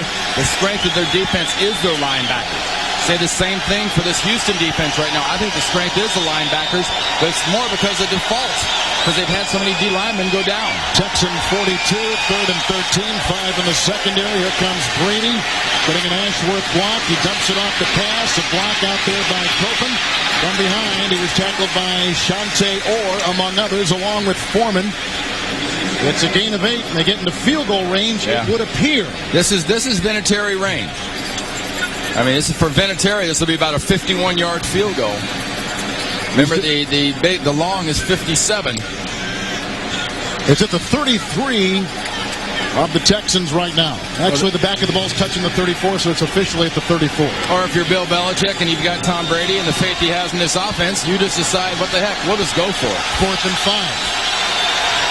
34-yard line. 5 in the secondary. They got Falk in the backfield. Brady down the middle, and it is dropped. Incomplete coverage by Kenny Wright. They were going for Branch, and it turns over on downs and goes back to the Houston Texans. Deion Branch, one of the dinged wide receivers, came in with a bad ankle. Didn't quite get up off the ground, didn't quite catch it. The 8-2 New England Patriots, the 4-6 Houston Texans from the 34 after New England gives it up on down. And Tony Banks and this offense have got to get a passing game going. First half was totally throttled by the New England defense. This is Houston's first second-half possession, and Dominic Davis, who was banged on the play by Harrison. Also getting in there was Brewski, gain of 3, and it's up to the 37-yard line. Wednesday on it. Who's that? He's a jerk. Second down and 7. I hope he's the guy that gets snaked. I can't stand that guy. 37-yard line, it's caught. Andre Johnson, the rookie from Miami, the Rose Bowl MVP. Ty Law makes the coverage and the stop. A gain of 12 on second and 7 to the 49. Not much to crow about for Houston as far as throwing the ball with the sacks and everything else. It was less than 18 yards. Dominic Davis in this offense, though, running the ball effectively, get the play action going if possible, but find a way to get the ball to your best weapon, which is Andre Davis, number 80 at the top of the screen. That was the Texans' first down since late in the first quarter. About 4 minutes remaining. 49-yard line, 1st and 10. Dominic Davis in the backfield, and here he goes. Running into his own blocker, Zach Wiegert, and then they just pile on an avalanche of defenders. No gain, 2nd down and 10.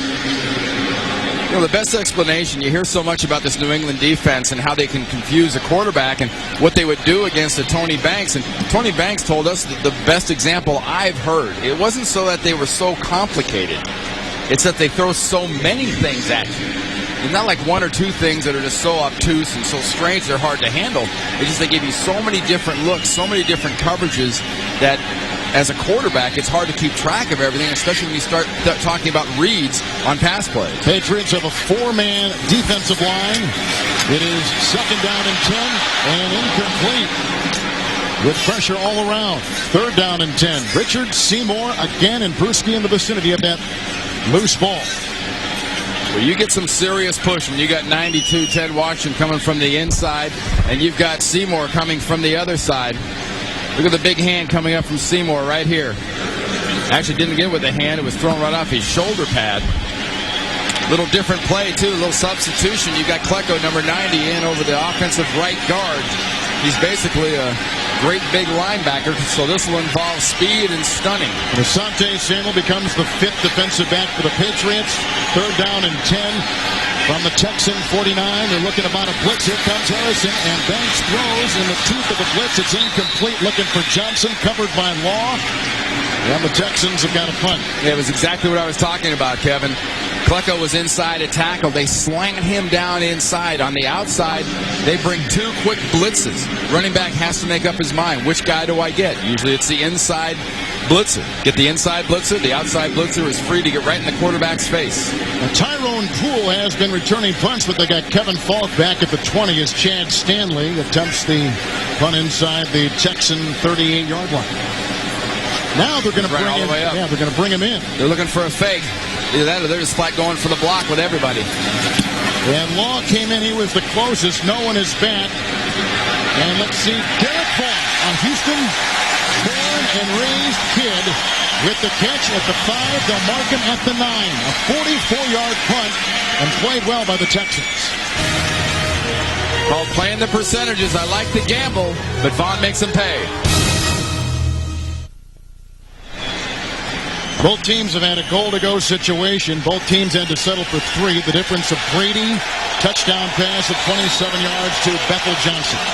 After the Houston punt, 1st down and 10. The 8-2 Patriots after 9.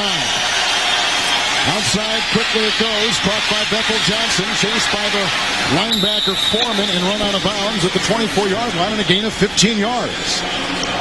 Well, as most of you know, Super Bowl 38 will be on CBS, and our own Jim Nance, a Houston boy and proud member of this society, is organizing the first ever opening ceremony to a Super Bowl. It's going to be called Super Bowl 38, a Houston salute. 38 Houston sports legends, and you can use your imagination, and every one of them will be here. 1st down and 10.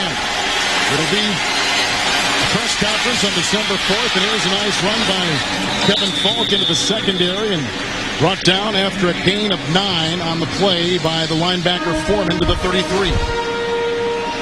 New England, the last 2 possessions, getting a lot of good run blocking out of the inside of this offensive line. Damian Woody, 65, getting sharper, blitzing, number 55. That sets that play up. That releases Falk back into nothing but DBs once you get by the sharper position. Those tickets, by the way, for that Super Bowl 38, a Houston salute, will go on sale December 4th. A press conference that day with Jim and many of the 38 Houston sports legends. 2nd down, long 1. Falk again. Foreman again, right there. The son of the legendary Minnesota running back Chuck Foreman makes the stop. It's a gain on the play of about 2. Mark it to the 34. Tonight on CBS, a tragedy separated 2 young friends. Now, 30 years later, fate is bringing them back together. Oscar nominee Gary Sinise and Hallmark Hall of Fame's Fallen Angel. It's tonight, 9, 8 Central, here on CBS. Close to a 1st down here. Measure, probably. I think they're going to have it by the tip of the ball, basically. Good call.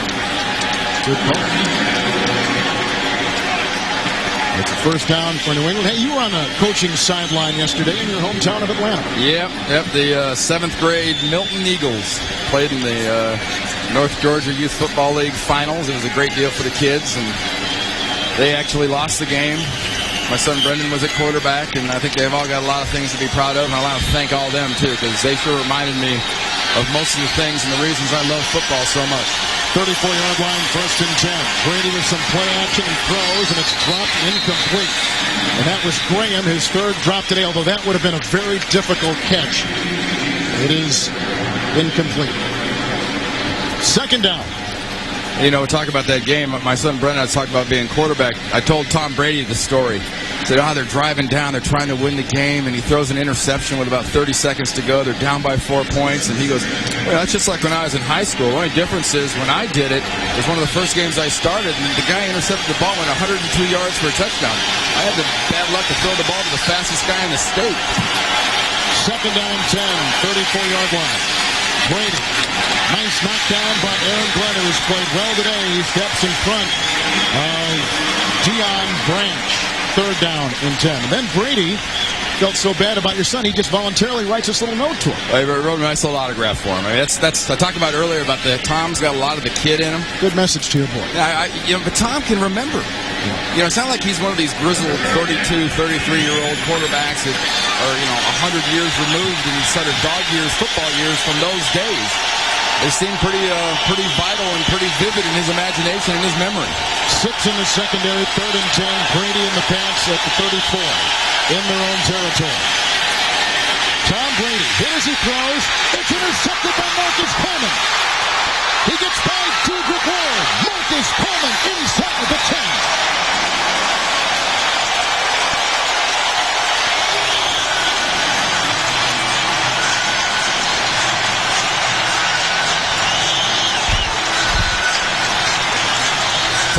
Wrote on that autograph, hang in there and keep firing away. That's something he usually does, even after he makes a mistake like this. He's hit by a late rush. The ball is just off, and Coleman picks it off and goes 11 yards short of taking up all the way for a touchdown. Nice pressure coming in there on the outside. Sante Orr, the young practice squad player that Dom Capers was raving about the other day, saying, I've got some young guys, I'm bringing them in, I'm giving them a chance, and they're showing me this is what it's all about. Brady throws his 2nd interception from the 11, 1st and 10 for Tony Banks. And Dominic Davis with a sweep. Hit by Harrison, driven out of bounds at the 10-yard line. That is the 5th interception for Marcus Coleman. Brady throws his 2nd interception today. Coming in, he had thrown 1 interception in the last 6 games. And what we talked about at the beginning of this half, Kevin, was what kind of game is this? And we said this is still Dom Capers and the Houston Texans kind of game where you hang and you wait for a mistake and you take advantage. They got a mistake, they got a big play, they got to drive early, and they had to settle for a field goal. This is where Dom's team has to really finish it off. You've gotten your big break. You forced a mistake. Now take advantage. Base defense for the Patriots. 2nd down, 9 from the 10. Banks to the end zone. Touchdown. Andre Johnson.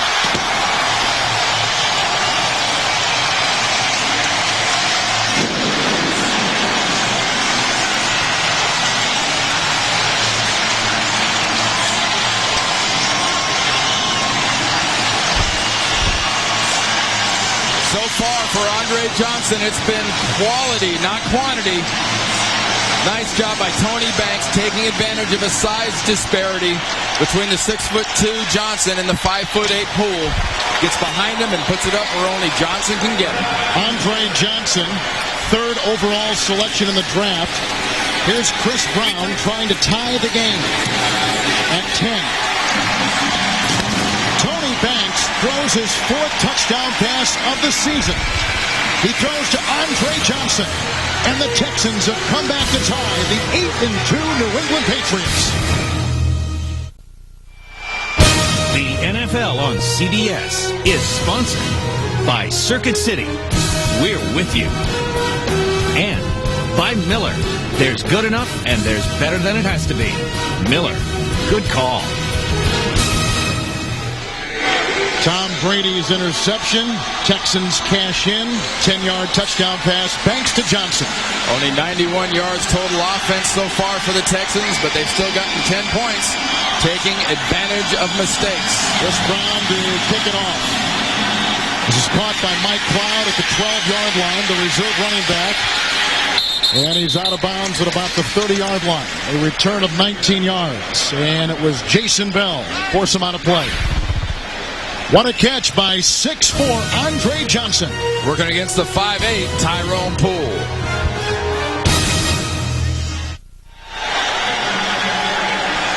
Houston just tied the game in a touchdown pass by Tony Banks. The kickoff return to the 30. Brady threw a pick the last time, 1st and 10. And across the middle. And it is caught, 40-yard line by Graham, the tight end. Gain of 10, 1st down. Tackled by Aaron Glenn.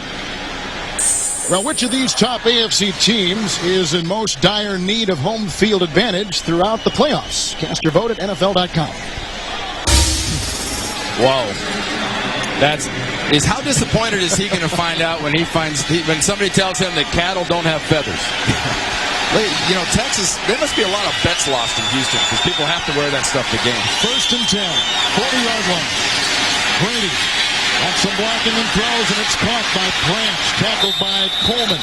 41-yard line, gain of 20 and a 1st down. Kevin, I want to bring up what we talked about Tom Brady signing on that autograph. Hang in there and just keep firing. What does he do after an interception? Just comes out 2 plays, back to back, bang, bang. Fire one, big gain. Fire the next one to Branch, another big gain. Branch running well. Remember, bad ankle. Says, I don't want anybody to pick it up and twist it, but I can run with it. 41-yard line, 1st and 10, Kevin Falk. And he was brought down by Ioane, gain of 2 to the 39. 44 yards and 11 carries for Falk today.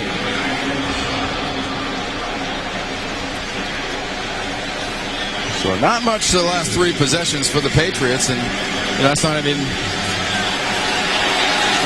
quite their MO to hold on to the ball and have to be unsuccessful like that. They usually get something out of long possession. 5 in the secondary, 2nd down and 8. Brady being chased by Shante Orr out of Michigan. Incomplete. Shante Orr, who had a sack last week, has been all over the field today and has made this game with some imprints of his own. Well, we mentioned what Dom Capers talked about with this young guy, Shante Orr, and Shante Orr lining up basically at his linebacker position, coming in on a blitz. I mean, you give a young guy a chance. You got to practice play him. You activate him. You let him play. Your success and failure is in your hands. There's a saying, if it's to be, it's up to me. And so far, Orr is making it up to him. 6 in the secondary for the Houston's Patriots at the Texan 43rd and 8. Brady again pressure, again throws, and it's caught downfield, grabbed by J.J. Stokes. And he gallops inside the 10 to the 8. A 30-yard reception and the first of his Patriot career. J.J. Stokes, former 49er, #1 draft pick out of UCLA. Let go by the Jacksonville Jaguars. A total different type of receiver. You've seen the little scooter types that we've got at New England? Well, this is a big guy. J.J. Stokes, 6'3", 6'4". Not really a speed player, but more of a possession receiver, and runs very professional, crisp routes. Antoine Smith in the backfield, 1st and goal at the 8. And this is how New England responds to the interception and subsequent touchdown. It's Smith, tackled from behind. Steve Martin, a guy who started some games last season for the New England Patriots, brings them down a loss of about 5. They spot the ball at the 13. Well, Steve Martin, how often have we mentioned his name working against Copen? And he came into this game pretty torqued off about what he perceived as a lack of respect for he and this Houston defense, because everyone assumed that New England would be able to pound the ball at him and take advantage of him. And they talked about here in Houston that, look out for number 99. He is a little bit pumped and ready to go, and it's exactly what we've seen. Big plays when they need him will come from 99 inside. 2nd and goal from the 12. Falk is in the backfield. Dedrick Ward is in, and Kevin Falk backpedaling his way. Marlon McCree, the ex-Jacksonville starter, limits him to a gain of 2 down to the 10. When you're playing defense, you have to have support. You stuff it at the line, the run spills, you have to have support outside, is exactly what the safety McCree brings. That late scraping support turns something there to nothing.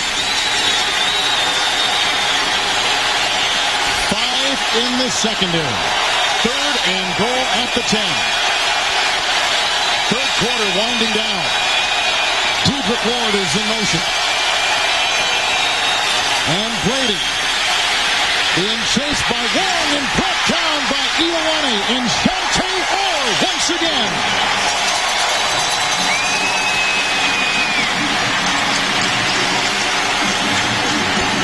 The defense is the difference when you can rally like that late in the quarter. We are tied at 10. We'll return to Houston right after this. Field goals, we start the fourth quarter. 3 red zone possessions, an attempted field goal here, a field goal made, and an interception for the Patriots.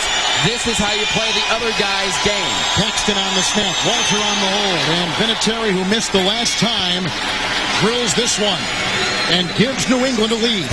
I know Bill Belichick doesn't believe in trap games, but those looks like a lot like it. Patriots have had 2 goal-to-go situations today. They've had to settle for 2 field goals, 3 all told in the red zone, and no touchdowns. Vinatieri just belted a 32-yarder. He is 2 of 3 in field goals today. Brady a touchdown pass, Banks a touchdown pass. New England on top. Here's the ensuing kickoff. Tony Hollins, the rookie from Georgia Tech. And brought down by Don Davis. Player out of Kansas, 27-yard line, 20-yard return. Saturday, 9 o'clock, Olay presents Ice Wars, North America versus the world, right here on CBS. Featured will be the first head-to-head meeting between the Russian and the Canadian pairs who were involved in the Olympic judging controversy. Also appearing, Brian Boitano, Kurt Browning, and many more. Texans have it 1st and 10 at their 28. You've got to continue to involve Andre Johnson. You gave him a little nibble, a little taste for that last touchdown. Keep him involved, Tony Banks. Banks 5 of 13, 40 yards. But he does have a touchdown pass.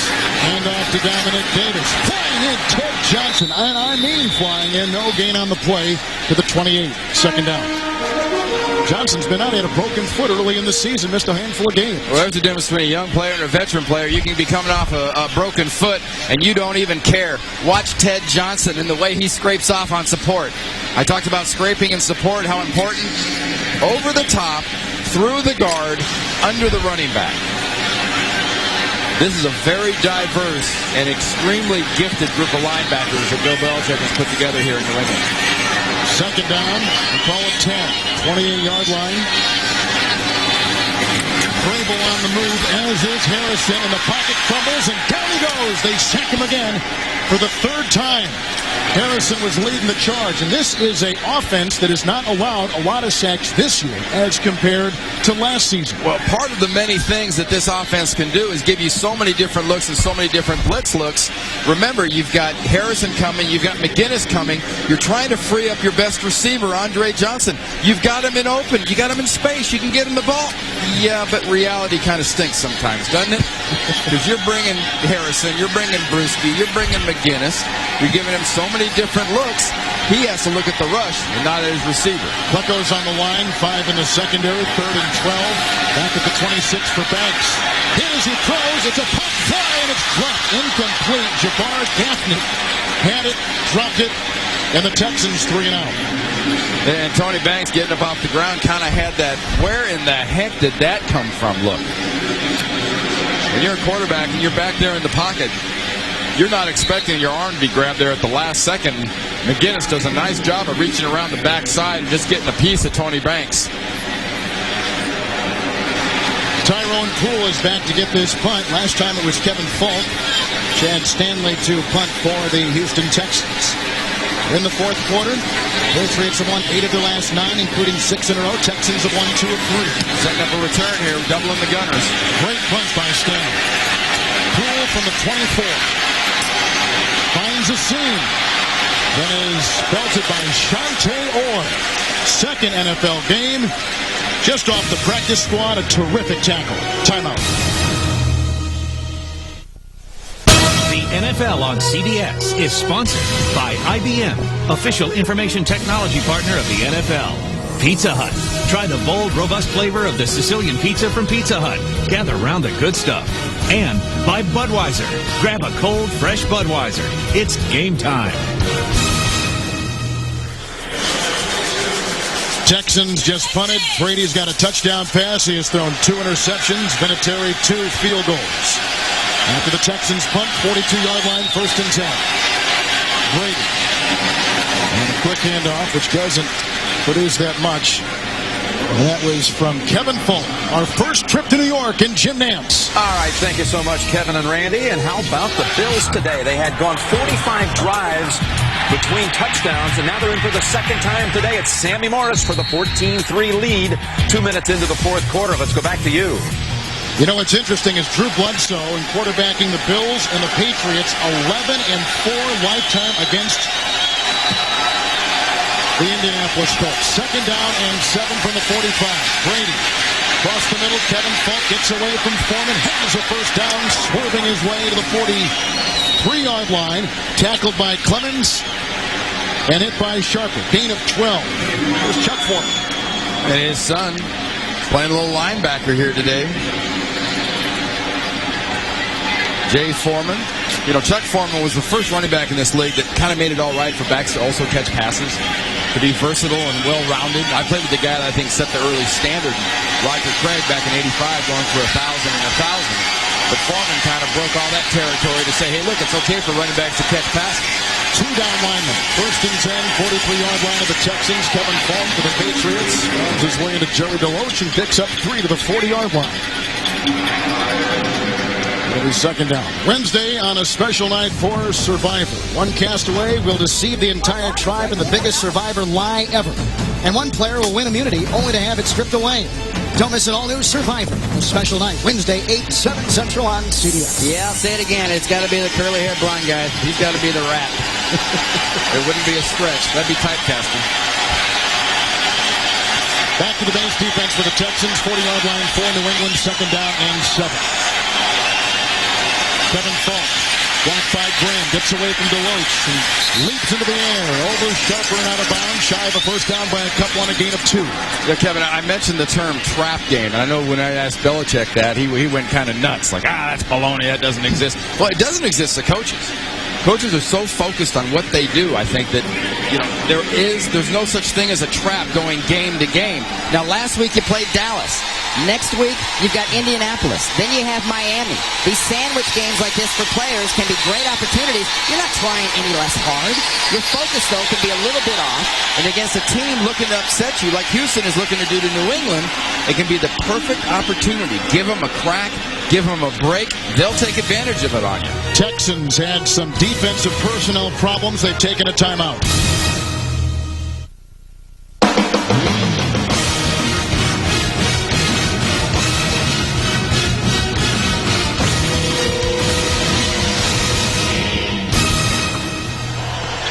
Both quarterbacks have thrown touchdown passes. 2 interceptions of Brady. Vinatieri's field goal the difference. After the Houston timeout, they've got 2 remaining. 3rd down and 5 from the Texan 38.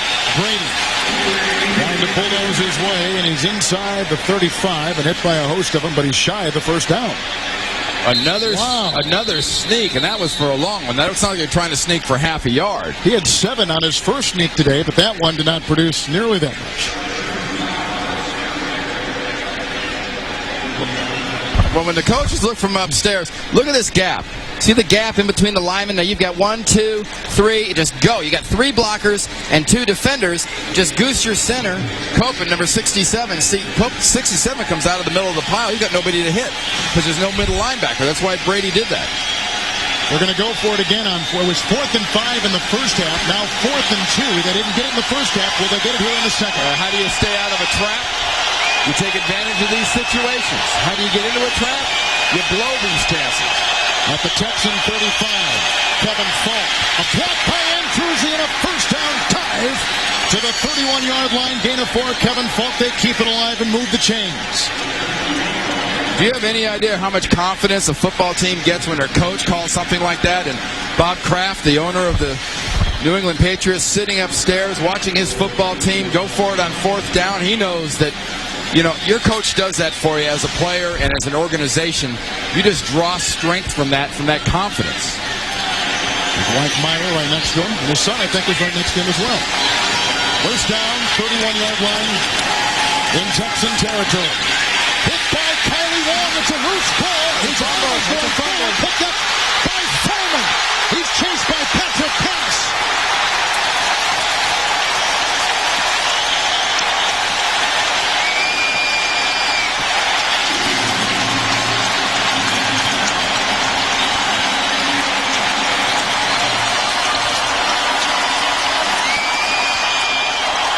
His arm was going forward, but was it cocked and knocked away when it was cocked and ready to throw? Anytime you see Tom Brady do this, you're thinking back to the AFC Championship game in the snow and the famous tuck play. Where's the ball? That's got to be reviewed. That ball was back, but his arm started going forward. It's a question of when did the ball come out? Did it come out as he was putting his hand back? Watch the ball as his arm goes back. Back and gone. And Texans are getting on the ball and calling it quickly. Belichick has thrown the challenge flag, and so even the dad of Jay Foreman, Chuck Foreman, with a smile on his face, he showed some nice running back moves. In fact, as a high school kid, Jay was a high school running back. The ruling on the field is a quarterback fumble, not a pass. It's being challenged by New England. Now this is not a tuck. Is the ball out as the arm is going forward? I think the arm never gets to go forward before that ball comes out. He has an empty hand when that replay. Watch his hand is going to be empty as it comes forward. Full empty. By the time the ball is coming forward, I think his hand is empty. Watch the hand. Watch the ball. By the time the hand goes forward, the ball is going out. I think that's a fumble. Here's the famous play from a couple years ago involving the Raiders and Brady and the Patriots. I was sitting in the studio for the NFL Today watching this play, thinking, well, it's got to be a tuck. I mean, I'm not going to say I knew everything. I was prescient, but I knew the rule. And the fact that it was a tuck amazed a lot of people to see him bringing the ball back into his body, and then the ball came loose. The difference is, this play, it's not coming into his body, and the ball is going out as the arm was coming back to throw the ball, and he had an empty hand going forward. And he's made a quick decision.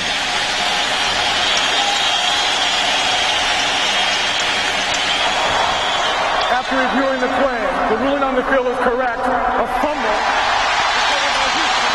Tom Brady has turned it over 3 times today.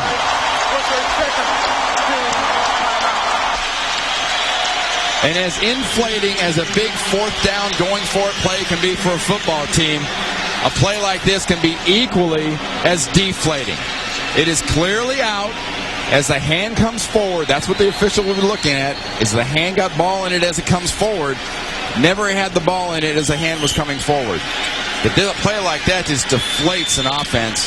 And remember the veteran leadership of this defense and how they stop teams when they get big plays? Great challenge right here. That was the 9th fumble by Brady this season. 31-yard line. It is 1st and 10 for Tony Banks with a couple tight ends. Johnson and Bradford are the 2 receivers. Tony Banks, Dominic Davis, and brought down by Tyrone Poole. 25-yard line, gain of 6.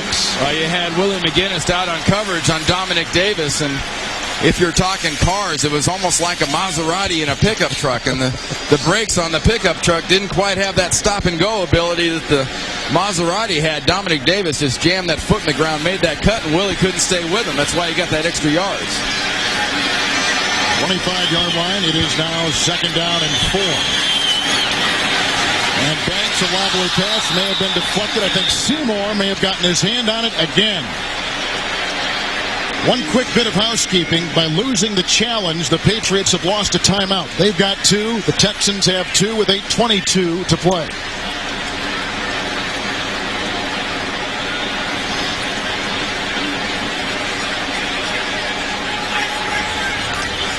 Patriots will line up with a base defense. And Kevin, this is well inside field goal range for Chris Brown. 43 yards from here. From the Patriot 25, 3rd and 4, and they blow that dead. Offense, number 69, 5-yard, 3rd down. Check that. That'll be a 48-yard field goal from this spot. Second penalty today on Houston. There's Kylie Wong. He knocked the ball away. There's Chester Pitts. See that little flinch, that right side flinch. That's all it takes. Especially you got just the 5 linemen sitting there, nothing else to look at but the guys on the end. Houston has missed their last 6 third downs. 3rd and 9 at the Patriot 30. A Brady fumble and a return by Jay Foreman have set up this field position. Banks puts his arm by Harrison. Pass is caught. Andre Johnson, first down. Grabbed by Samuel, grabbed by Vrabel, but it's too late. They gave him a first down, 19-yard line, gain of 12 on 3rd and 9. When you see the blitz, you know you're going to get some man coverage. They've got Andre Johnson outside and inside, but he gets outside of Tyrone Poole, catches the ball, and then presses the ball upfield in between Samuel and Poole and gets his first down. Excellent read by Tony Banks. That's a quick decision, getting it, making it, and getting the ball to your receiver. First down and 10 for the Texans at the Patriot 19-yard line. Davis remains in the backfield with a couple tight ends. Nice block by Jabari Holloway. And the tackle was made by Wilson after a gain of 2 near the 15. And Willie McGinnis is complaining because he thinks the tackle was made by Jabari Holloway on the block. Jabari Holloway lined up at the right tight end position, working against Willie McGinnis. Check it out, McGinnis 55. Keep your hands inside. Hands inside. Hands inside. A little bit of takedown, a little bit of trip. Usually a side judge like that will see that kind of motion, the guy going down. He'll call holding on that. Second down, 8. Texans at the Patriots 16. Blitz is on by Vrabel. Passes away. Banks, touchdown. Billy Miller, the tight end.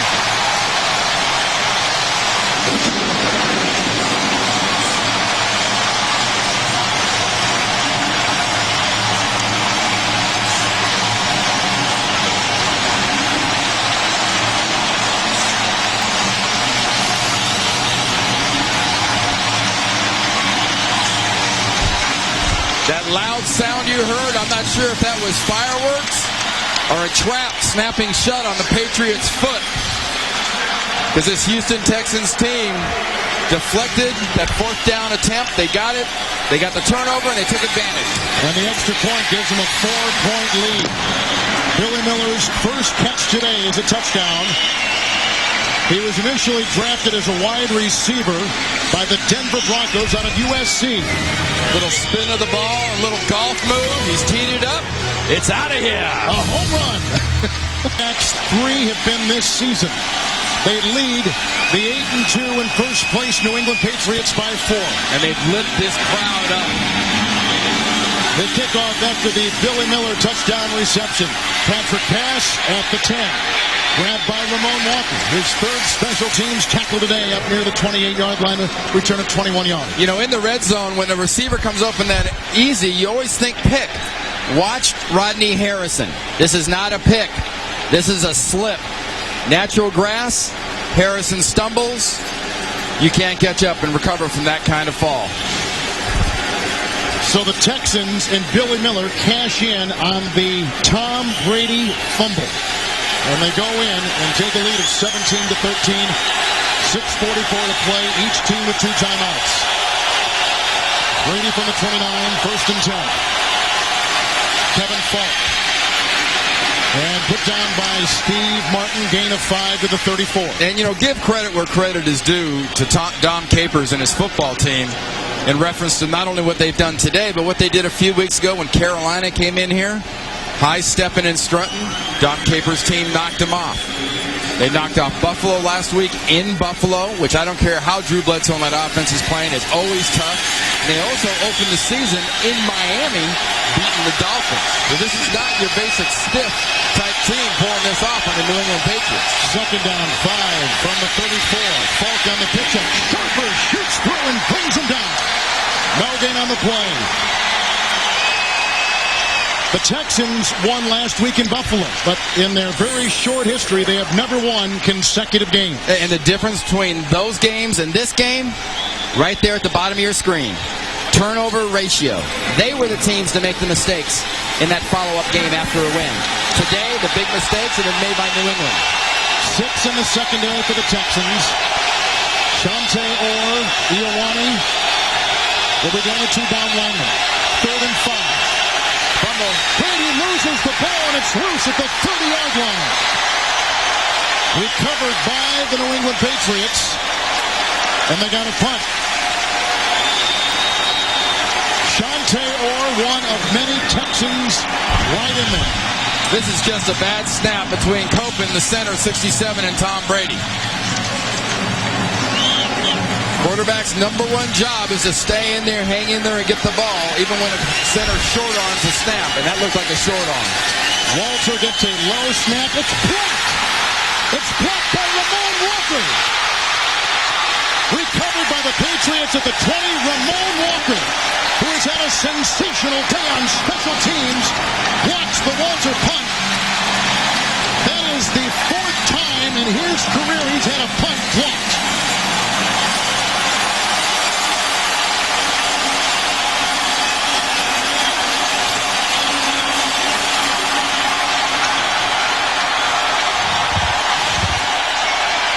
Coming around, comes off the block, inside shoulder of Bruschi, extends.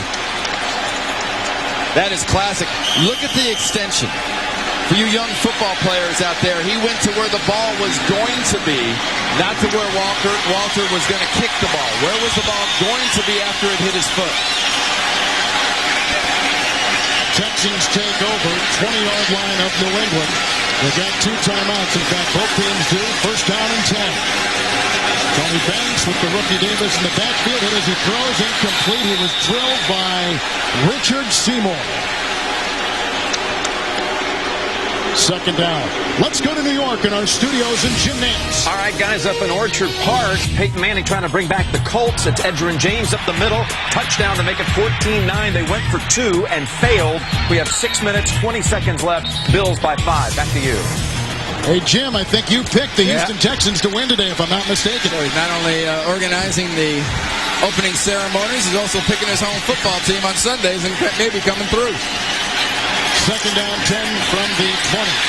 Davis. And digs his way. Harrison makes the stop. Also was tackled by Wilson. Gain of 5. It'll be 3rd down at the 15-yard line. And these are the situations, too, where you have a running game like Houston has. You can take advantage of these opportunities. It opens up so many things. The threat of a Dominic Davis. And obviously, Chris Palmer, the coordinator for the Texans, is willing to use the threat of the run, even when it's not working unbelievably. They pound it, and it sets things up for Tony Banks, as he did in the last possession, with a touchdown to Billy Miller.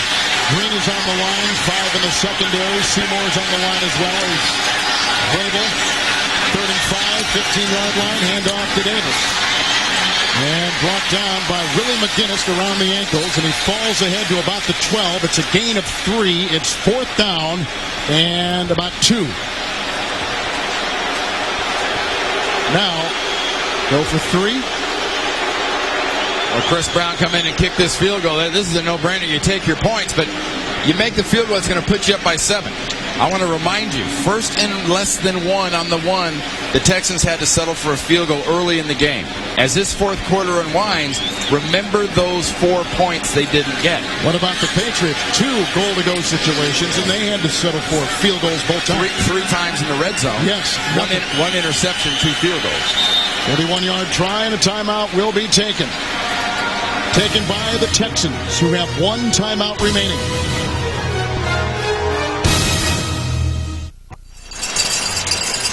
The longest current winning streak in the NFL is held by the New England Patriots. They've won 6 straight. It is in danger of falling. They trail 17-13. And the Texans are lining up for a 31-yard field goal from Chris Brown. Don't worry about the fake. Nothing but linebackers and tackles in the receiver positions. Bad snap.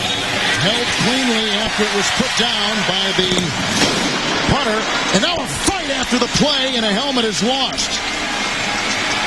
There was some shoving after the play.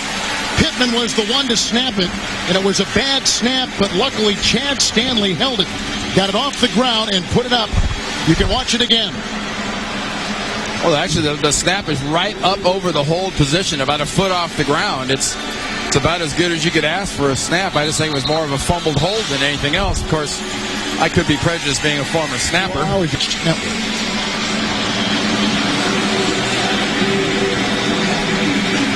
blocked punt by the Texans, a recovery of a Tom Brady fumble, an interception of Tom Brady. They've been very opportunistic today. Remember what we said, play your offense, play your game. For the New England Patriots, the offense has been kind of in sync, but this has not been a Patriot game. They have made the mistakes. They have gotten no touchdowns in the red zone. Of all those things, I think that is the one that will come back to haunt them the most in this game. Brown, after the 31-yard field goal, will boot it and catch the pass as deep end. This will be taken by Mike Cloud, who is up a little bit at the 11-yard line. Chased by Simmons. Hit by Ramon Walker and brought down again. The flag is down on the field.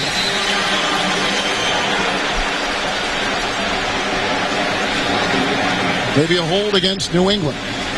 It comes in that high, that hard, and that late. It's always either a push in the back or a hold. During the return, holding by receiving team number 94. There's a 10-yard penalty. They retain possession. First down. In the second half, the Texans have had this touchdown pass to Andre Johnson. Some wonderful defense by Steve Martin. They have flushed the quarterback, Tom Brady. And then this to a wide-open tight end, Billy Miller. Banks has thrown 2 touchdown passes. This block punt by Ramon Walker. All a part of a big day for the Texans against the team tied for the second-best record in the NFL, the 8-2 New England Patriots, who now take over after the penalty at the 20. First and 10. Tom Brady. And it's caught by Branch on a dive at the 33, a gain of 13 in front of Marcus Coleman and Kenny Wright. Having said all the positives you have again about the Texans' second half, if I was to pick probably a offense and I know a quarterback to guide this type of a comeback drive, it might be Tom Brady. He does not get flustered. He does not get flushed. He's very poised. 6 in the secondary. Brady first and 10. Down the middle he goes. Incomplete. He was looking for Branch. He was covered by Stevens and by Wright. Second down and 10. And it remains at the 33.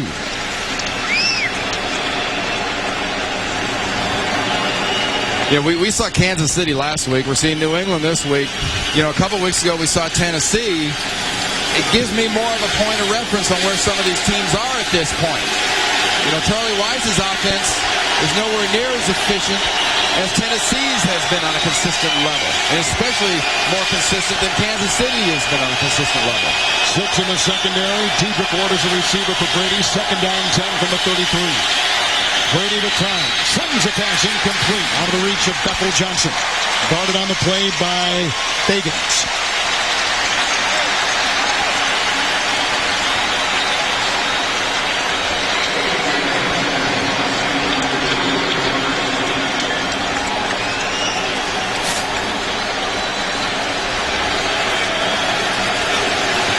If you're familiar with Patriot football in clutch situations, in the past, it's Troy Brown. Where's Troy Brown? Last year it was where's David Patton? David Patton's at home. Troy Brown's hurt. It's Dedrick Ward and others. Branch and Bethel Johnson. Where's J.J. Stokes? Third down and 10. Here they come. Brady gets away. He's being chased by Sears. Being chased by Orr and throws caught downfield. What a catch. The tight end Graham inside the 35-yard line. A pickup of 33 and a first down to the now 34-yard line of the Texans. Well, you can be as flowery as you want talking about a quarterback, and you can talk about receivers and the scramble drill, and Daniel Graham finally caught a ball. This is about the job done by the 5 guys up front. This offensive line gives Tom Brady 7-8 seconds to throw this ball. That's how you get a guy wide open that late. That kind of protection. 2-minute warning. 2-minute warning, and the Patriots on the move with 1 timeout. Make it 2 timeouts for New England. Well, if you don't have a couple of real good receivers, what do you do if you're Tom Brady in this offense? Heck, give it to everybody. You spread it around to 8 different receivers. It'll be first down and 10 from the Texan 34. 2 defensive linemen, 2 linebackers rushing. You need that same kind of protection. Here comes Brady. Dumps it off the Falk. There's a block by Copeland. And Druzy wants to throw a block. Look at Falk. He can poke his way downfield inside the 15 to the 14-yard line. A 21-yard weaving catch and run. He had a 33-yarder earlier on this drive. You know, the Houston Texans defense knows darn well how good a screening team New England is, and yet they run it successfully again.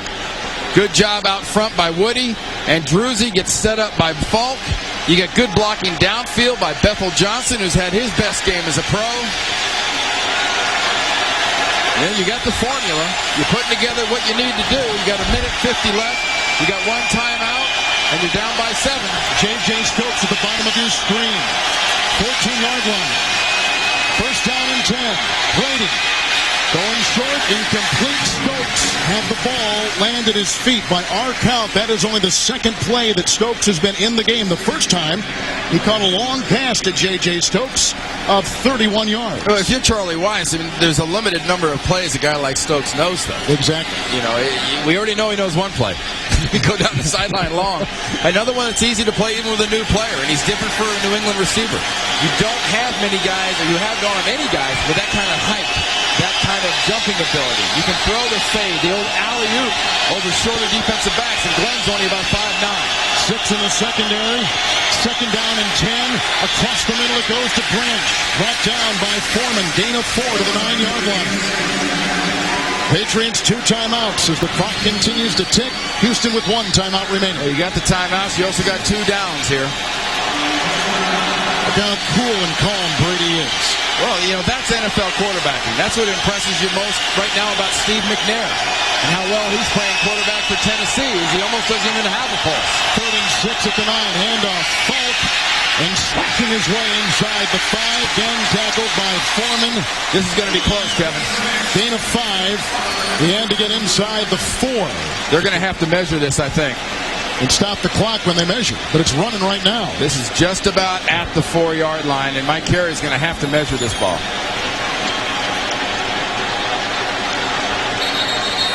But look how much time has gone off the clock.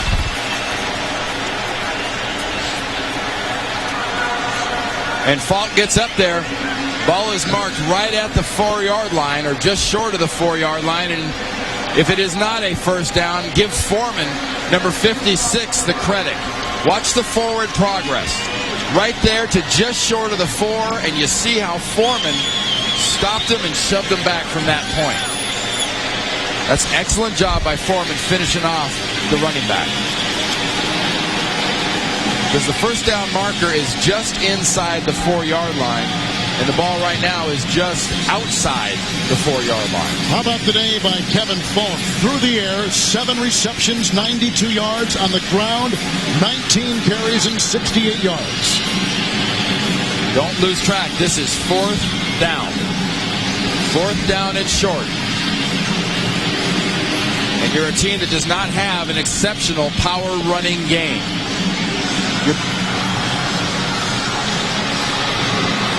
New England Patriots have the longest winning streak in the NFL. They lead the AFC East by 2 games over Miami.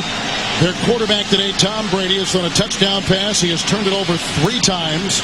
Tony Banks, starting in place of the injured David Carr, has thrown 2 touchdown passes. We've had a block punt and a big day by running back Kevin Falk. It is 4th and 1. And the Patriots and Tom Brady with 1 timeout remaining. A visit with Charlie Weiss, the offensive coordinator, on the sideline to make sure they've got this all-important 4th and 1 play ready to go. They have Dan Klecko in at fullback. As close as you get to power football, this is it for the Pats.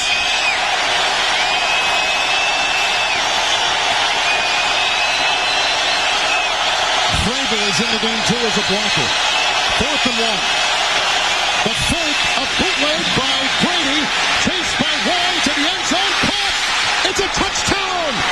Graham holds on, and a flag is down. A flag is down at the 18. Maybe a late hit by Wong. Was it a late hit roughing the passer on Wong? In a day where Graham has dropped many passes, he comes up with 2 gigantic catches on this drive.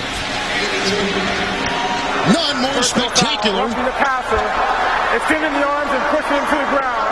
That's a 15-yard penalty that would be assessed on the kickoff. The score is good. There's Robert Kraft and his son Jonathan to his left. Owner of the New England Patriots just watched his football team drive it down the field on Don Capers' defense and potentially tie this game. You mentioned Daniel Graham is caught too. On normal plays, no. On scramble adjustments, Tom Brady puts it up and puts it only where Daniel Graham can get it. He's been fighting it and beating the ball up, but the last 2 are the hands that got him drafted that early. Remember, Graham also had, now this is, by the way, for the tie from Vinatieri, and he nails it. Graham, on that drive, had a 33-yard reception on 3rd and 10, which was a terrific reception from quarterback Tom Brady. And then that touchdown catch, absolutely spectacular, which helps New England tie the game. Well, Daniel Graham lined up at the right tight end position and then went to the end zone, stood there, then Brady scrambled more, and Brady put it up where he could get it. Now the roughing against Kylie Wong, it's the push down. I don't think much of that is an idea of roughing. But remember, we take care of the quarterbacks in the NFL at all costs. But the poise and the cool of Tom Brady in this offense comes through in the clutch on ad-lib plays on Don Capers' defense. Knew they had him in a bad position, but sometimes when you get quarterbacks like that in bad positions and when you should really start worrying, because that's when they can take your heart out. 40 seconds, Kevin, to go in this football game. You've got 1 timeout if you're the Texans. Remember now, we're going to be kicking from the 45-yard line because of the penalty on Kylie Wong.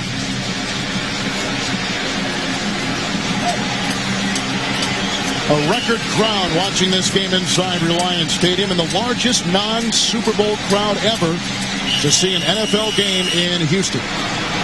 Tony Hollings is back in the end zone, and the kickoff by Adam Vinatieri after the touchdown pass. Tony Hollings, the rookie from Georgia Tech. And from behind, he is brought down nicely by a guy that was signed just off the practice squad, Sean Mayer. Let's go to New York and Jim Nance. All right, thank you, Kevin and Randy. Some of you saw the Colts score on 4th and goal. They went for 2, just to update everybody here, and it's converted here to Monroe. 17-14, Colts with 45 seconds to go. The Bills have the ball at their own 46. Let's go back to you.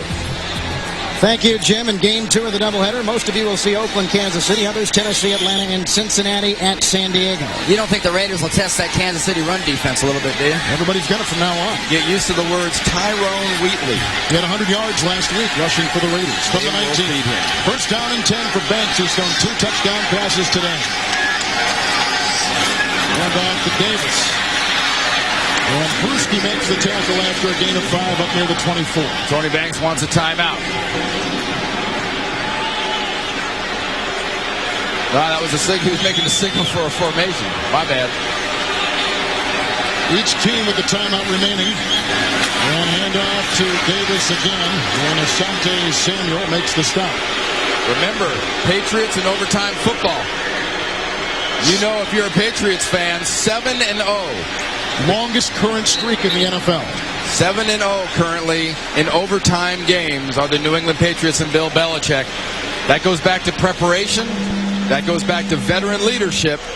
Challenge now for Don Capers' football team is where do you get that veteran leadership and where do you get that instant kind of offense you need in overtime? The overtime rules, the coin toss will decide the possession. We've got a 15-minute period ahead of us and a couple timeouts per team. The first team to score, unlike college, wins. But the Patriots have had some overtime activity this season.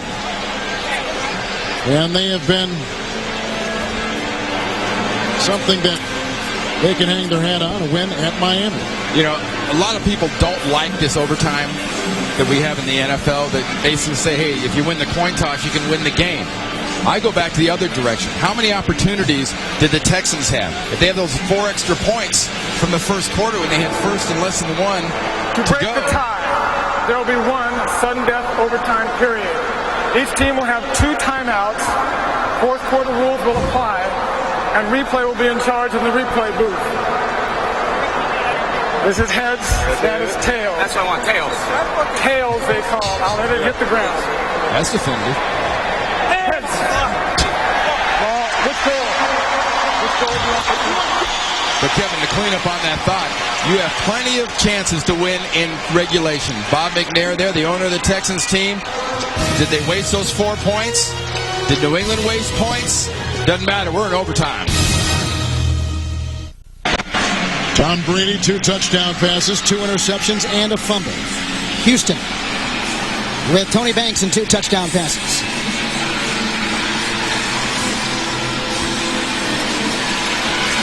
Patriots have the longest current winning streak in the NFL. They've won 8 of 9, 6 straight, and they lead the AFC East by 2 games over Miami. The Dolphins will play against the Redskins tonight. What is it with the Patriots in Super Bowl venues that makes for dramatic games? 2 years ago in that Superdome game against the Rams, Vinatieri wins it in overtime with a field goal, and home of the Super Bowl this year, and the Patriots are up to it again. Overtime kickoff by Vinatieri. Hollings is at the 3. Larry Izzo makes the tackle, and a flag is thrown where the stop was made. First special team stop by Izzo today. If this is against Houston, this is how you don't take advantage of winning the coin toss. You're going to be backed up on a penalty. During the return, holding by the receiving team, number 53.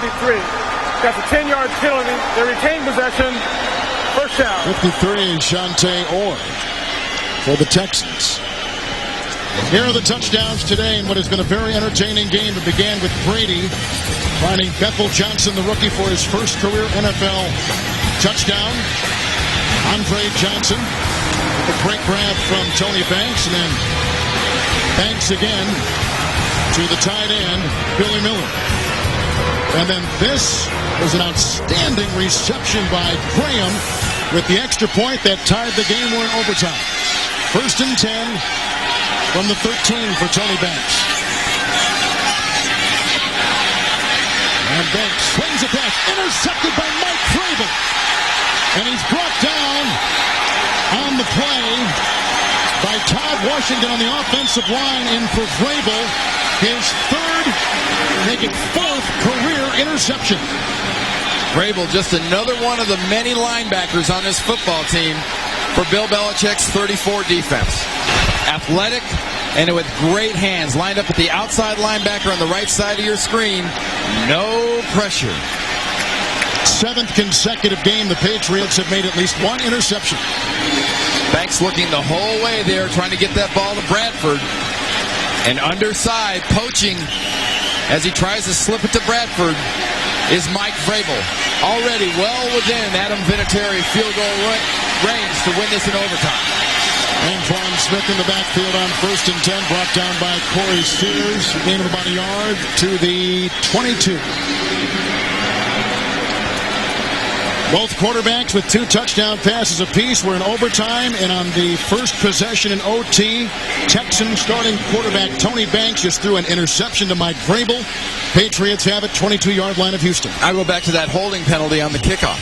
Instead of having the ball over the 20-yard line, suddenly you're pushed back, you're backed up. It's a different situation. You do have a turnover. It puts the other team in such perfect position to kick a field goal and beat you in overtime. Smith in the backfield. 2nd down.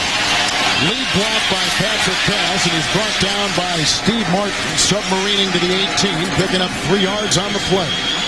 You know, people that do a lot of long-distance running refer to jogging and that is running for health. Well, right now, Dom Capers is watching Bill Belichick's football team kind of run for position. They're just running for position and team health. They're trying to get their kicker, Vinatieri, lined up in the perfect spot. Ball now on the right hash mark. What do you think the odds are this run is over the left tackle, which positions the ball right in the middle of the field? 3rd down and 6 at the 19. That's exactly where Brady takes it on a quarterback keeper, the 3rd sneak he's had today on the far hash mark. And here comes Adam Vinatieri. 14 game-winning field goals.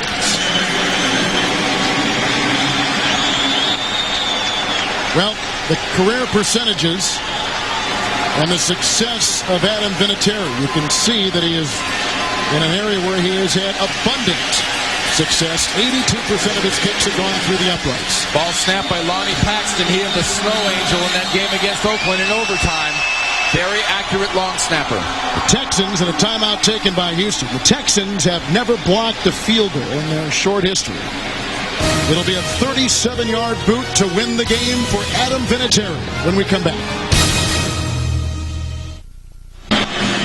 We are indoors on grass. There is no wind, and Vinatieri will be trying a 37-yard game-winning field goal in overtime. There's so many parts of field goal. The snap, the hold, the plant foot. You mentioned this is a grass surface. It's an excellent grass surface. All these trays they bring in here fit together perfectly. It'll be a wonderful venue for the Super Bowl on February 1st, and it's getting wins like this in the regular season because of big plays by guys like Mike Vrabel and that interception that set up Tom Brady for chances to play in games like that. Vinatieri had a miss earlier in the game. His first miss ever indoors hit the upright. This is to win it and put the Patriots at 9-2, the best start in the history of the franchise.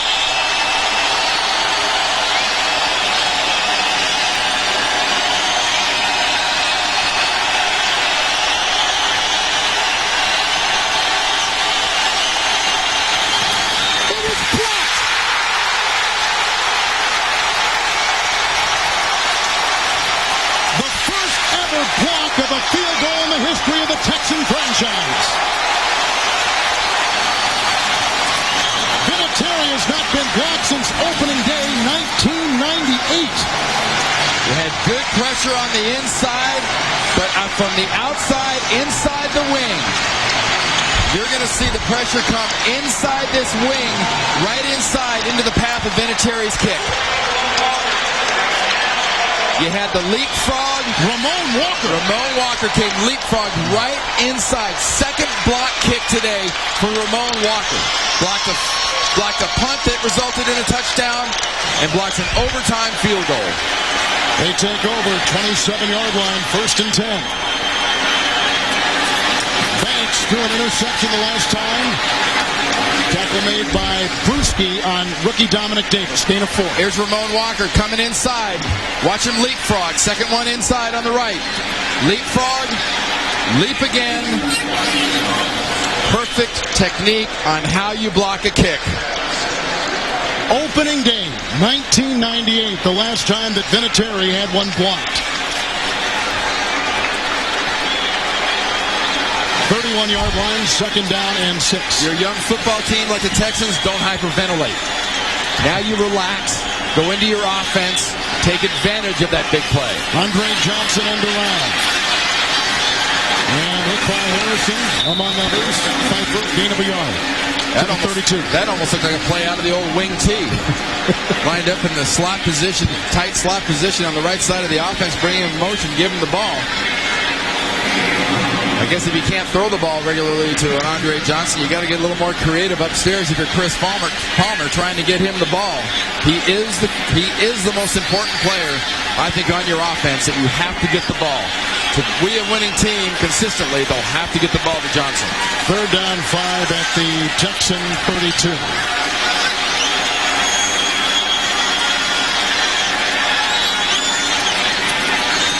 Banks.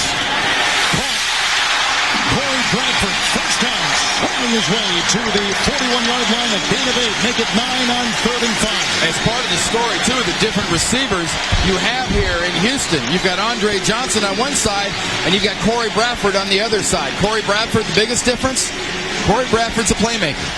Corey Bradford will catch the ball after 7 yards and go 70 yards with it. He knows how to make the big plays. Base defense for the Patriots, 41-yard line. First down and 10 for the Texans. Tony Banks today starting for the injured David Carr. Blocked by Norris and a beautiful defensive play. Turned in. Roman Pfeiffer along with Willie McGinnis. A loss of 2. They put it back at the 39. Now you're talking about field position. That's why stopping Houston is so critical in this situation for New England. It's where you get the ball back and where you'll be driving from after this for Bill Belichick's offense. But for Tony Banks, it's about keeping this drive going, getting first downs, and setting up Chris Brown within his range. Game 2 of our doubleheader is on deck. Second down, 12 from the 39.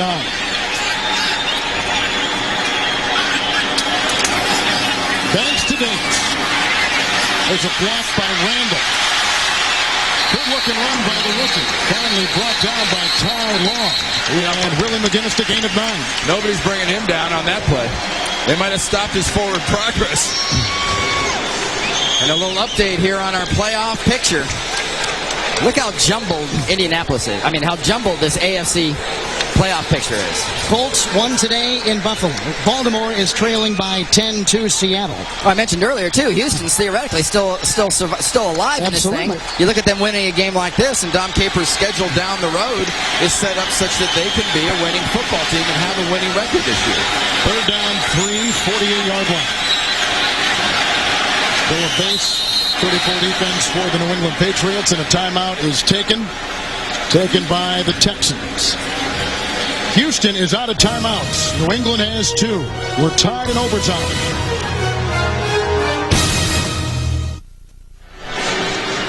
We'll take you to one of these 3 games once we are finished here in Houston, Texas. Most of you will see Oakland, Kansas City. Timeout just taken by the Texans.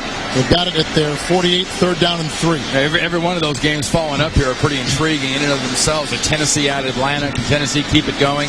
Cincinnati at San Diego. Can Cincinnati follow up the success they've had? Is there a resurgence for real? Not to mention, how does Kansas City follow up that loss? Absolutely. I think that's one of the critical games of the entire season and themes for the entire season for Kansas City is how do you recover from that whole undefeated thing going away. Banks has thrown a pick. It came here in overtime, and Vinatieri's possible game-winning field goal was blocked by the Texans. Third and short, Andre Johnson split wide at the top of the screen. J.J. Stokes inside slot, lower screen. 5 secondary members for the New England Patriots. 48-yard line. They've got to get to the 49 of New England. Blitz. And Banks throws. Caught by Armstrong. He's got the first down, out of bounds on his first catch today at the Patriot 42-yard line. Derek Armstrong, the former Canadian Football League star.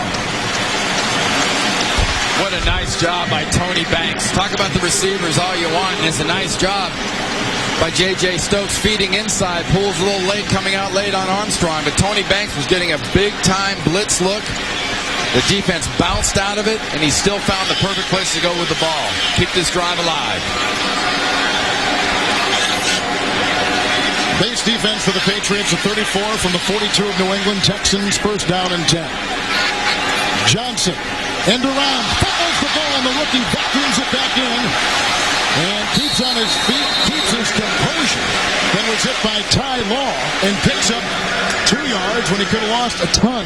I mentioned earlier about the whole wing T idea coming in from that short wing idea. He's in motion, give him the ball right behind the quarterback. And when you do different things like this, this is a weird time to do it because it's so critical, to keep this thing going. You're doing things out of the box. And when you get out of the box, strange things happen. You got an injured Patriot down.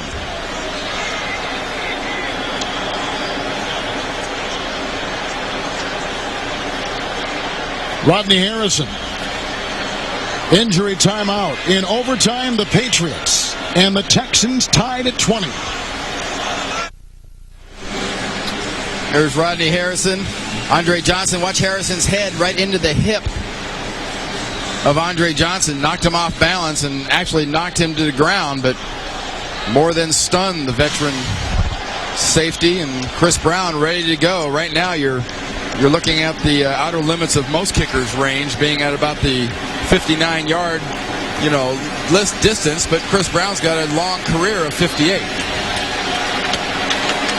Is that kind of like a career long? Long career? No, you're right. You're all over. Sean Mayer has taken the place of Rodney Harrison, and Sean Mayer was signed off the practice squad yesterday. Everybody talks about the poise. Don't hyperventilate. How about this drive by the Houston Texans? You block your first kick in franchise history in overtime to thwart a team like New England, and now you put this kind of drive together? Second down, 8th play of the drive from the Patriot 40. A block by Davis. Banks going deep down the side for Johnson. Oh, and he had it and dropped it inside of the 5. He was working on Tyrone Poole. Incomplete pass. It'll be 3rd down and 8. Wow.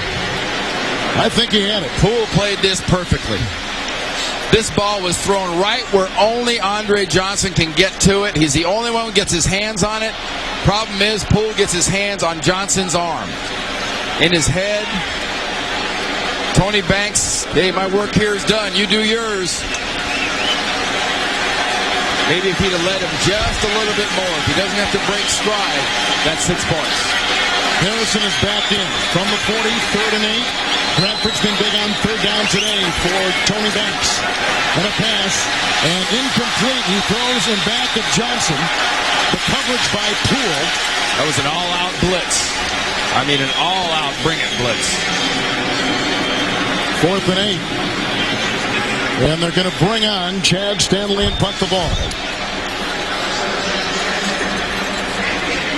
We talk about the size disparity. When you're 5'8", you're at a disadvantage sometimes against a big receiver. But how about the jumping ability of Tyrone Poole? We've seen him get up over the top one time of Johnson, and there you got a 5'8" corner playing like a 6'1" corner. Stanley the punt. Don't let this go into the end zone. It's Kevin Falk at the 9-yard line. Falk has done it all today. 68 yards on the ground and 7 receptions. Excellent positioning by Stanley. Didn't kick it into the end zone. Don't give him the ball in the 20. You got it inside. They've got 2 timeouts. They got it 1st and 10. Kevin Falk, grabbed by Corey Sears, up to the 12. It's a gain of about 4. You saw that kind of bounce and that poise this Patriot offense had last possession. It's not the end of the game type situation. It's not trying to win it situation. Suddenly now you're backed up. A little bit different body language for Charlie Weiss's offense. A little more caution. 2nd down and long, 6 outside the 12. It's Falk again. Upended, hit by Eric Brown, no gain on the play, 3rd down. Well, the Patriots and Dolphins were tied at 13 in overtime in Week 7. Patriot quarterback Tom Brady hit Troy Brown an 82-yard touchdown, giving the Patriots a 19-13 win in South Florida. And this is an offense and a quarterback supposedly couldn't throw the ball long. Has come out just flinging it this year and proving it, but after 2 runs and 2 very conservative play calls, backed up, you're looking at some serious field position if you stop him here. 3rd down and 6, 13-yard line, Brady. Here comes Sharper.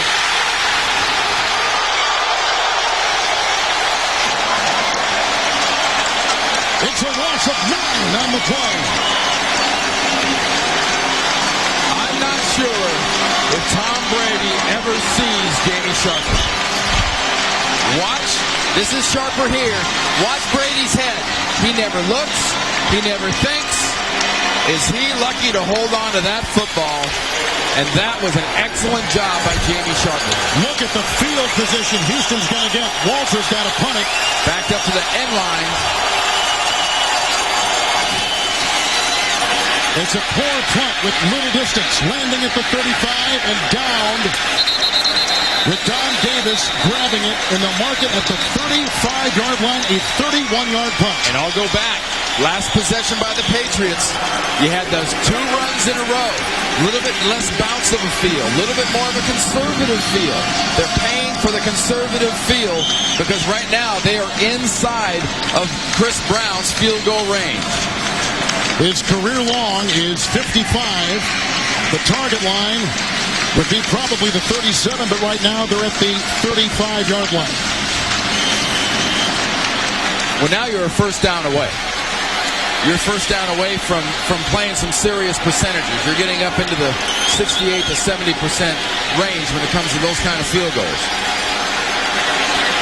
35-yard line, 1st and 10 for Tony Banks. Right now it'll be a 53-yard field goal. Dominic Davison tackled on the play nicely there. Seymour and Willie McGinnis again. No gain on the play, 2nd down and 10. And how big was that change of possession yardage shift? 42-yard difference. You're talking about hidden yards all the time in football and hidden points, like the 4 points the Texans didn't have in the first quarter from that one drive. 42 yards different in field position. 2 tight ends. They've got Johnson and Gaffney as their wide receivers. Dominic Davis hit again and brought down. And again, Willie McGinnis, who has been all over the field in the second half, throws him for a loss on the play of 5. Back to the 40. Now field goal range becomes a huge issue. Well, now you're looking at a 58-yard field goal. There's Willie McGinnis right there at the right linebacker position. And that's the nature of this defense. And if it wasn't McGinnis, it would have been Seymour, 93, getting penetration. That's why this defense is so good. It's not 1 or 2 guys. It's a whole host of guys. Now they've got 4 receivers deployed. The target line is the 37. That's just to get to his career long. Yes. Here they come. And Banks down the middle and just out of the reach of Andre Johnson. Well, the Patriots defense came through big right there. You had a 42-yard pickup on that change of position yardage. And the defense comes up big with 3 big plays. Bill Belichick's offense is going to get the ball again, and Stanley is challenged again as punting for Houston to pooch this correctly. Either kick it out of bounds or pooch it so it doesn't go into the end zone. Stanley and Kevin Falk will be aligned a fair catch at the 13-yard line. That was a horrible possession. With that that was 2 pretty bad offensive possessions. Patriots before. Patriots the time before that with the 2 runs, and then the pass where Sharper splattered Brady, and then that last possession there by the Texans where, it's overtime. Everything is compressed, including people's brains at times. In pressure situations, you have to look to the people that can really loosen up in a pressure situation. I played for the best there ever played, Joe Montana, at quarterback, who between he and Bill Walsh, when things got the toughest, they got the best. This is the toughest. This is the challenge to be the best. Dedrick Ward, Branch, out there. Bethel Johnson, 1st down and 10, and they dump it off to Falk. His 8th catch today from behind. Ioane brings him down, 29-yard line, 16-yard gain up to the 29. Boy, have these screens been the best deodorant for this New England offense? When things have been a little stinky and they've needed a little fresh air, they've gone to the screen pass today, and they've gone to Kevin Falk. And you look at the numbers he's putting up, over 100 yards receiving, 21 carries on the rushing game. They've gotten the functional running game. Now they need the big play offense late. 29, 1st and 10 for Tom Brady. Wafting it down the side for Falk, covered on the play by the linebacker Sharper, and a flag, in fact 2 on the field. 1 early on a hold and 1 late. Yeah, it's going to be a hold defensively, was the call early coming off the line of scrimmage.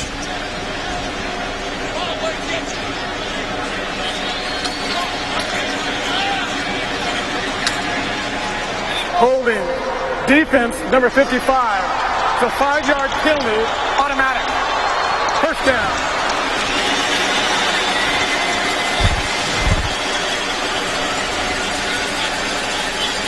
So the hold was early in the play. That flag went out right on the line of scrimmage.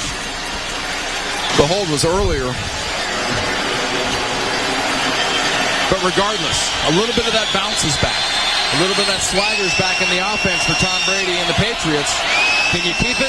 Or can the Houston Texans come through again defensively? 35, first and 10. Here comes the blitz from Brown, and it's outside Dedrick Ward, and he makes the grab at the 40-yard line. 5-yard gain. Coverage by Aaron Glenn. Remember, are there 2 feet in, and we're in overtime. So overtime, automatically, review is up to the people in the booth, our officials in the booth. We're both feet in. Did he have possession before the derriere hit the ground? 2nd down and 5.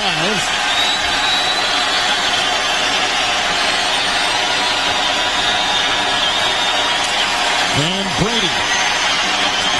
And caught.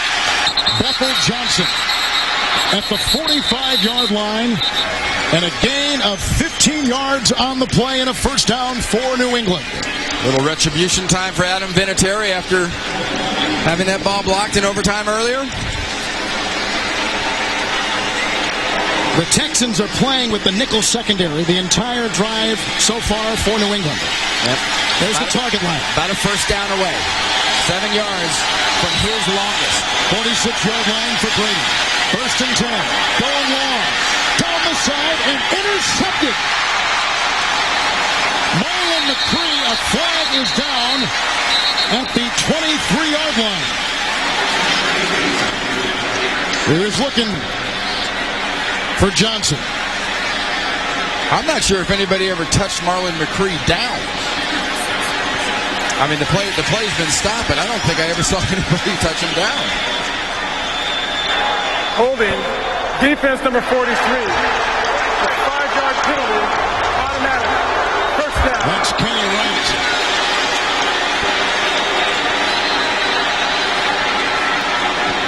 There is a down Texan player at the 40-yard line, Shante Orr.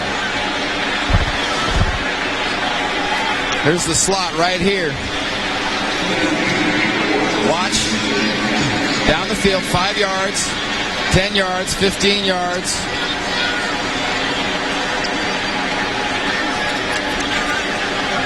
That's who the call was played on. The call was against. But Deion Branch didn't exactly look held or impeded. They just had a cramp. Shante Orr is down. Patriots lead the AFC East over Miami. Houston, 3rd place, AFC South. Belichick's team has won 6 consecutive games, 8 of their last 9 coming into today. Watch, you're down the field, you're past the time you can hit. And there was some slight, almost pawing motion. Look on the left side of the screen. There's 43 right here. Another look at it, but I don't see much. I mean, Orr's up and he's walking off the field with a slight limp, but this is kind of turning roses into garlic for the Houston Texans. You got from an interception First down, yeah. to a holding penalty, and first down for Tom Brady and his offense. And now with the ball at the 41, you're looking at potentially a 59-yard field goal. So one more first down, and we've already learned there is no such thing as a safe field goal today. J.J. Stokes is in the top of your screen. First and 10, 41-yard line of the Texans. Brady and fires it incomplete, aiming for Ward. Coverage by Glenn, 2nd down. Oh, he's lucky, too. He fired it where he did. Aaron Glenn was just poaching on Dedrick Ward. Just laid off, and as that ball, Tom Brady went into his throwing motion, Aaron Glenn broke on the ball. If he'd have thrown that ball to Dedrick Ward, it would have been intercepted. Glenn is hobbling. Playing with their strained groin today. It's week 11. Everybody's Yes, hobbling. that's right. 2nd down and 10. Stokes remains in the game. Ward is in there as well. From the Texan 41. 5 in the secondary for Houston. Pat Branch out of bounds with the tackle made by Kenny Wright. First down, 13-yard pickup to the 29-yard line of the Texans. Now you've got field goal in your back pocket. Because the protection up front, has enabled Tom Brady to sit in the pocket, unimpeded, step into a throw, and deliver a bullet to Deion Branch. Remember, Deion Branch playing in this game, questionable coming in with a bad ankle, has put on a pretty gutsy performance himself. Troy Brown inactive today. They keep J.J. Stokes in the game. First down and 10, 29-yard line. Blitz is on. Brady dumps it out. Caught by Fourier. Grabbed by Wright as he digs his way inside the 20-yard line. It's a 10-yard pickup. It is a first down to the 18-yard line.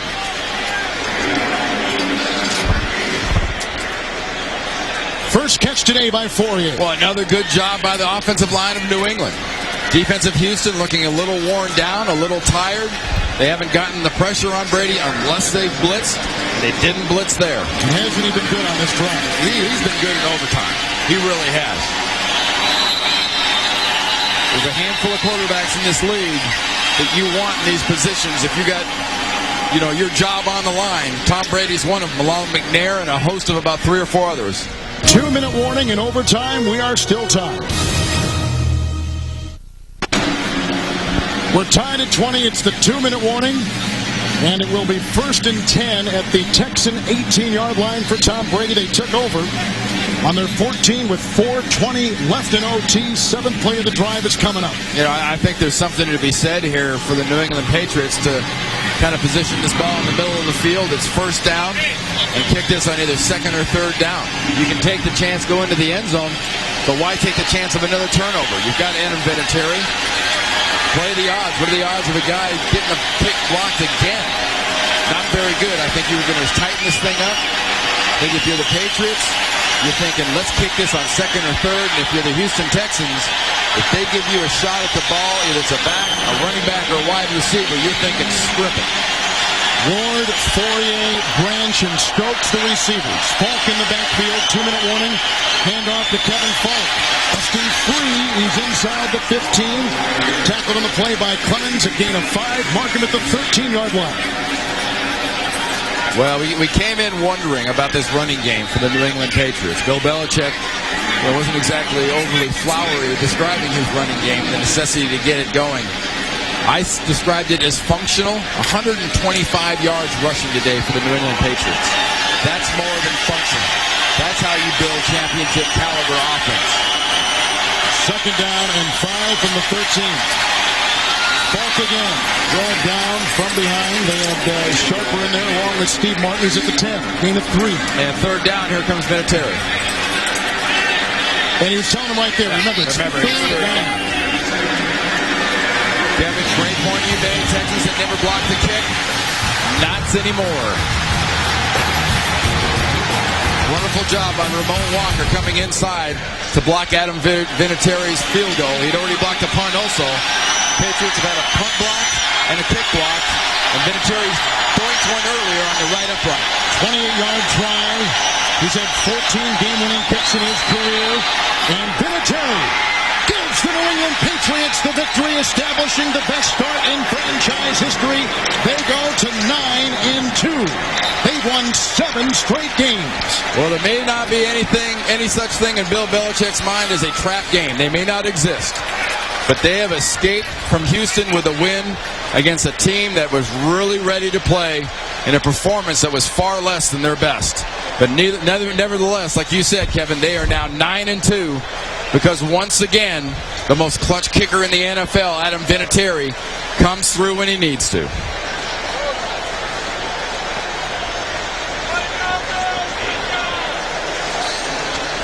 Remember the last time he was trying, he had it blocked. That is his 3rd field goal today that he hit. And the 2nd overtime win this season and the 8th consecutive overtime victory, the longest current streak by any team in the NFL by the New England Patriots. And that picture there just tells you what a coach describes as how much they die, win or lose. Randy Cross and Marcus Allen, Kevin Harlan saying so long from Houston. New England Patriots, they have been a red-hot ball club since their rough start. They've won 6 in a row, and they face Tony Banks. Tom Brady going up against Tony Banks and the Houston Texans. Boy, have they been game this year. Here is Brady, intercepted by Eric Brown, but watch what happens. It's a fumble. recovered by Christian Euphoria, so it goes as a plus for the Patriot. Results in a New England field goal. Then Adam Vinatieri has been human this year. Doink! With 6 seconds left in the half, hits the upright, so the Patriots lead stays just 7-10-3. 13-10 New England third quarter. Brady in trouble. No tuck rule here. Ball fumble. Picked up by Jay Foreman. He's running like Chuck Foreman. Down to the 33. Brady, man, what happened? 2nd and 8 from the 16. Tony Banks to the American League batting champ, Bill Miller. Touchdown. 17-13. Houston. Yeah, take a look. The arrow is on Rodney Harrison, the safety, and he just slips down right on that middle hash mark. Leaves Billy Miller open. That's a pretty easy throw for Tony Banks. And so the Patriots now trailing and punting, and Ken Walter has had an adventure this season. Ramon Walker blocks the punt, and this will result in a Texans field goal, so they're up by 7. Special teams, Houston. So 2.5 to go. The Pats on their own 33. Brady. Watch Brady buy time. And somehow fire and find Daniel Graham, the tight end, 33 yards. 4th and 1 with 48 seconds to go. Bootleg Brady in big trouble, and he makes a touchdown to Graham. Touchdown, and look at the Houston side like, what, McHale. It's a touchdown, and get 20 all. What a play. Earlier in the game, though, Graham wasn't so sharp. Yeah, show you one of the great things about Tom Brady, going back to a receiver, not feeling very good about himself. You can see here in the second quarter, he goes to Graham, a drop there, he goes to him again, same pattern, a drop there, but goes back to him in the clutch toward the end of the football game for the win. Now, how about the concentration on that catch to tie the game? And so we go to overtime, where the Texans have won the toss. But on the first play from scrimmage, Dom Capers kind of ran out the clock with the ball late, and this might have been why. Banks picked off by Mike Vrabel in overtime. New England in field goal position. The water in the veins, Adam Vinatieri from 37 yards, but it's blocked by the same man, Ramon Walker. The Ramones, a rock and roll high school. Dum, dum, dum, dum, dum, dum, dum. And so, life for Houston. Tony Banks, Andre Johnson. Oh, he almost has it. The Texans, though, forced to punt. 3 minutes to go in overtime. Brady, Bob, Marlon McCree playing center field, and the Texans have the ball, but a kind of a soft penalty call. Patriots maintain it. Vinatieri 28-yard field goal. The Natalie clad in his 4th different sweatshirt in 5 weeks. Bill Belichick wins. He should get an ad from Old Navy. And the Patriots in overtime have won their 7th straight, beating Houston 23-20. Houston game, but Tom Brady not having lost in his career in overtime, and I don't think it's an accident. He has that ice running through his veins at the end of a football game. He just, boom, you say it all the time, he just knows how to win. He's a winner. He threw for 368 today. The Patriots had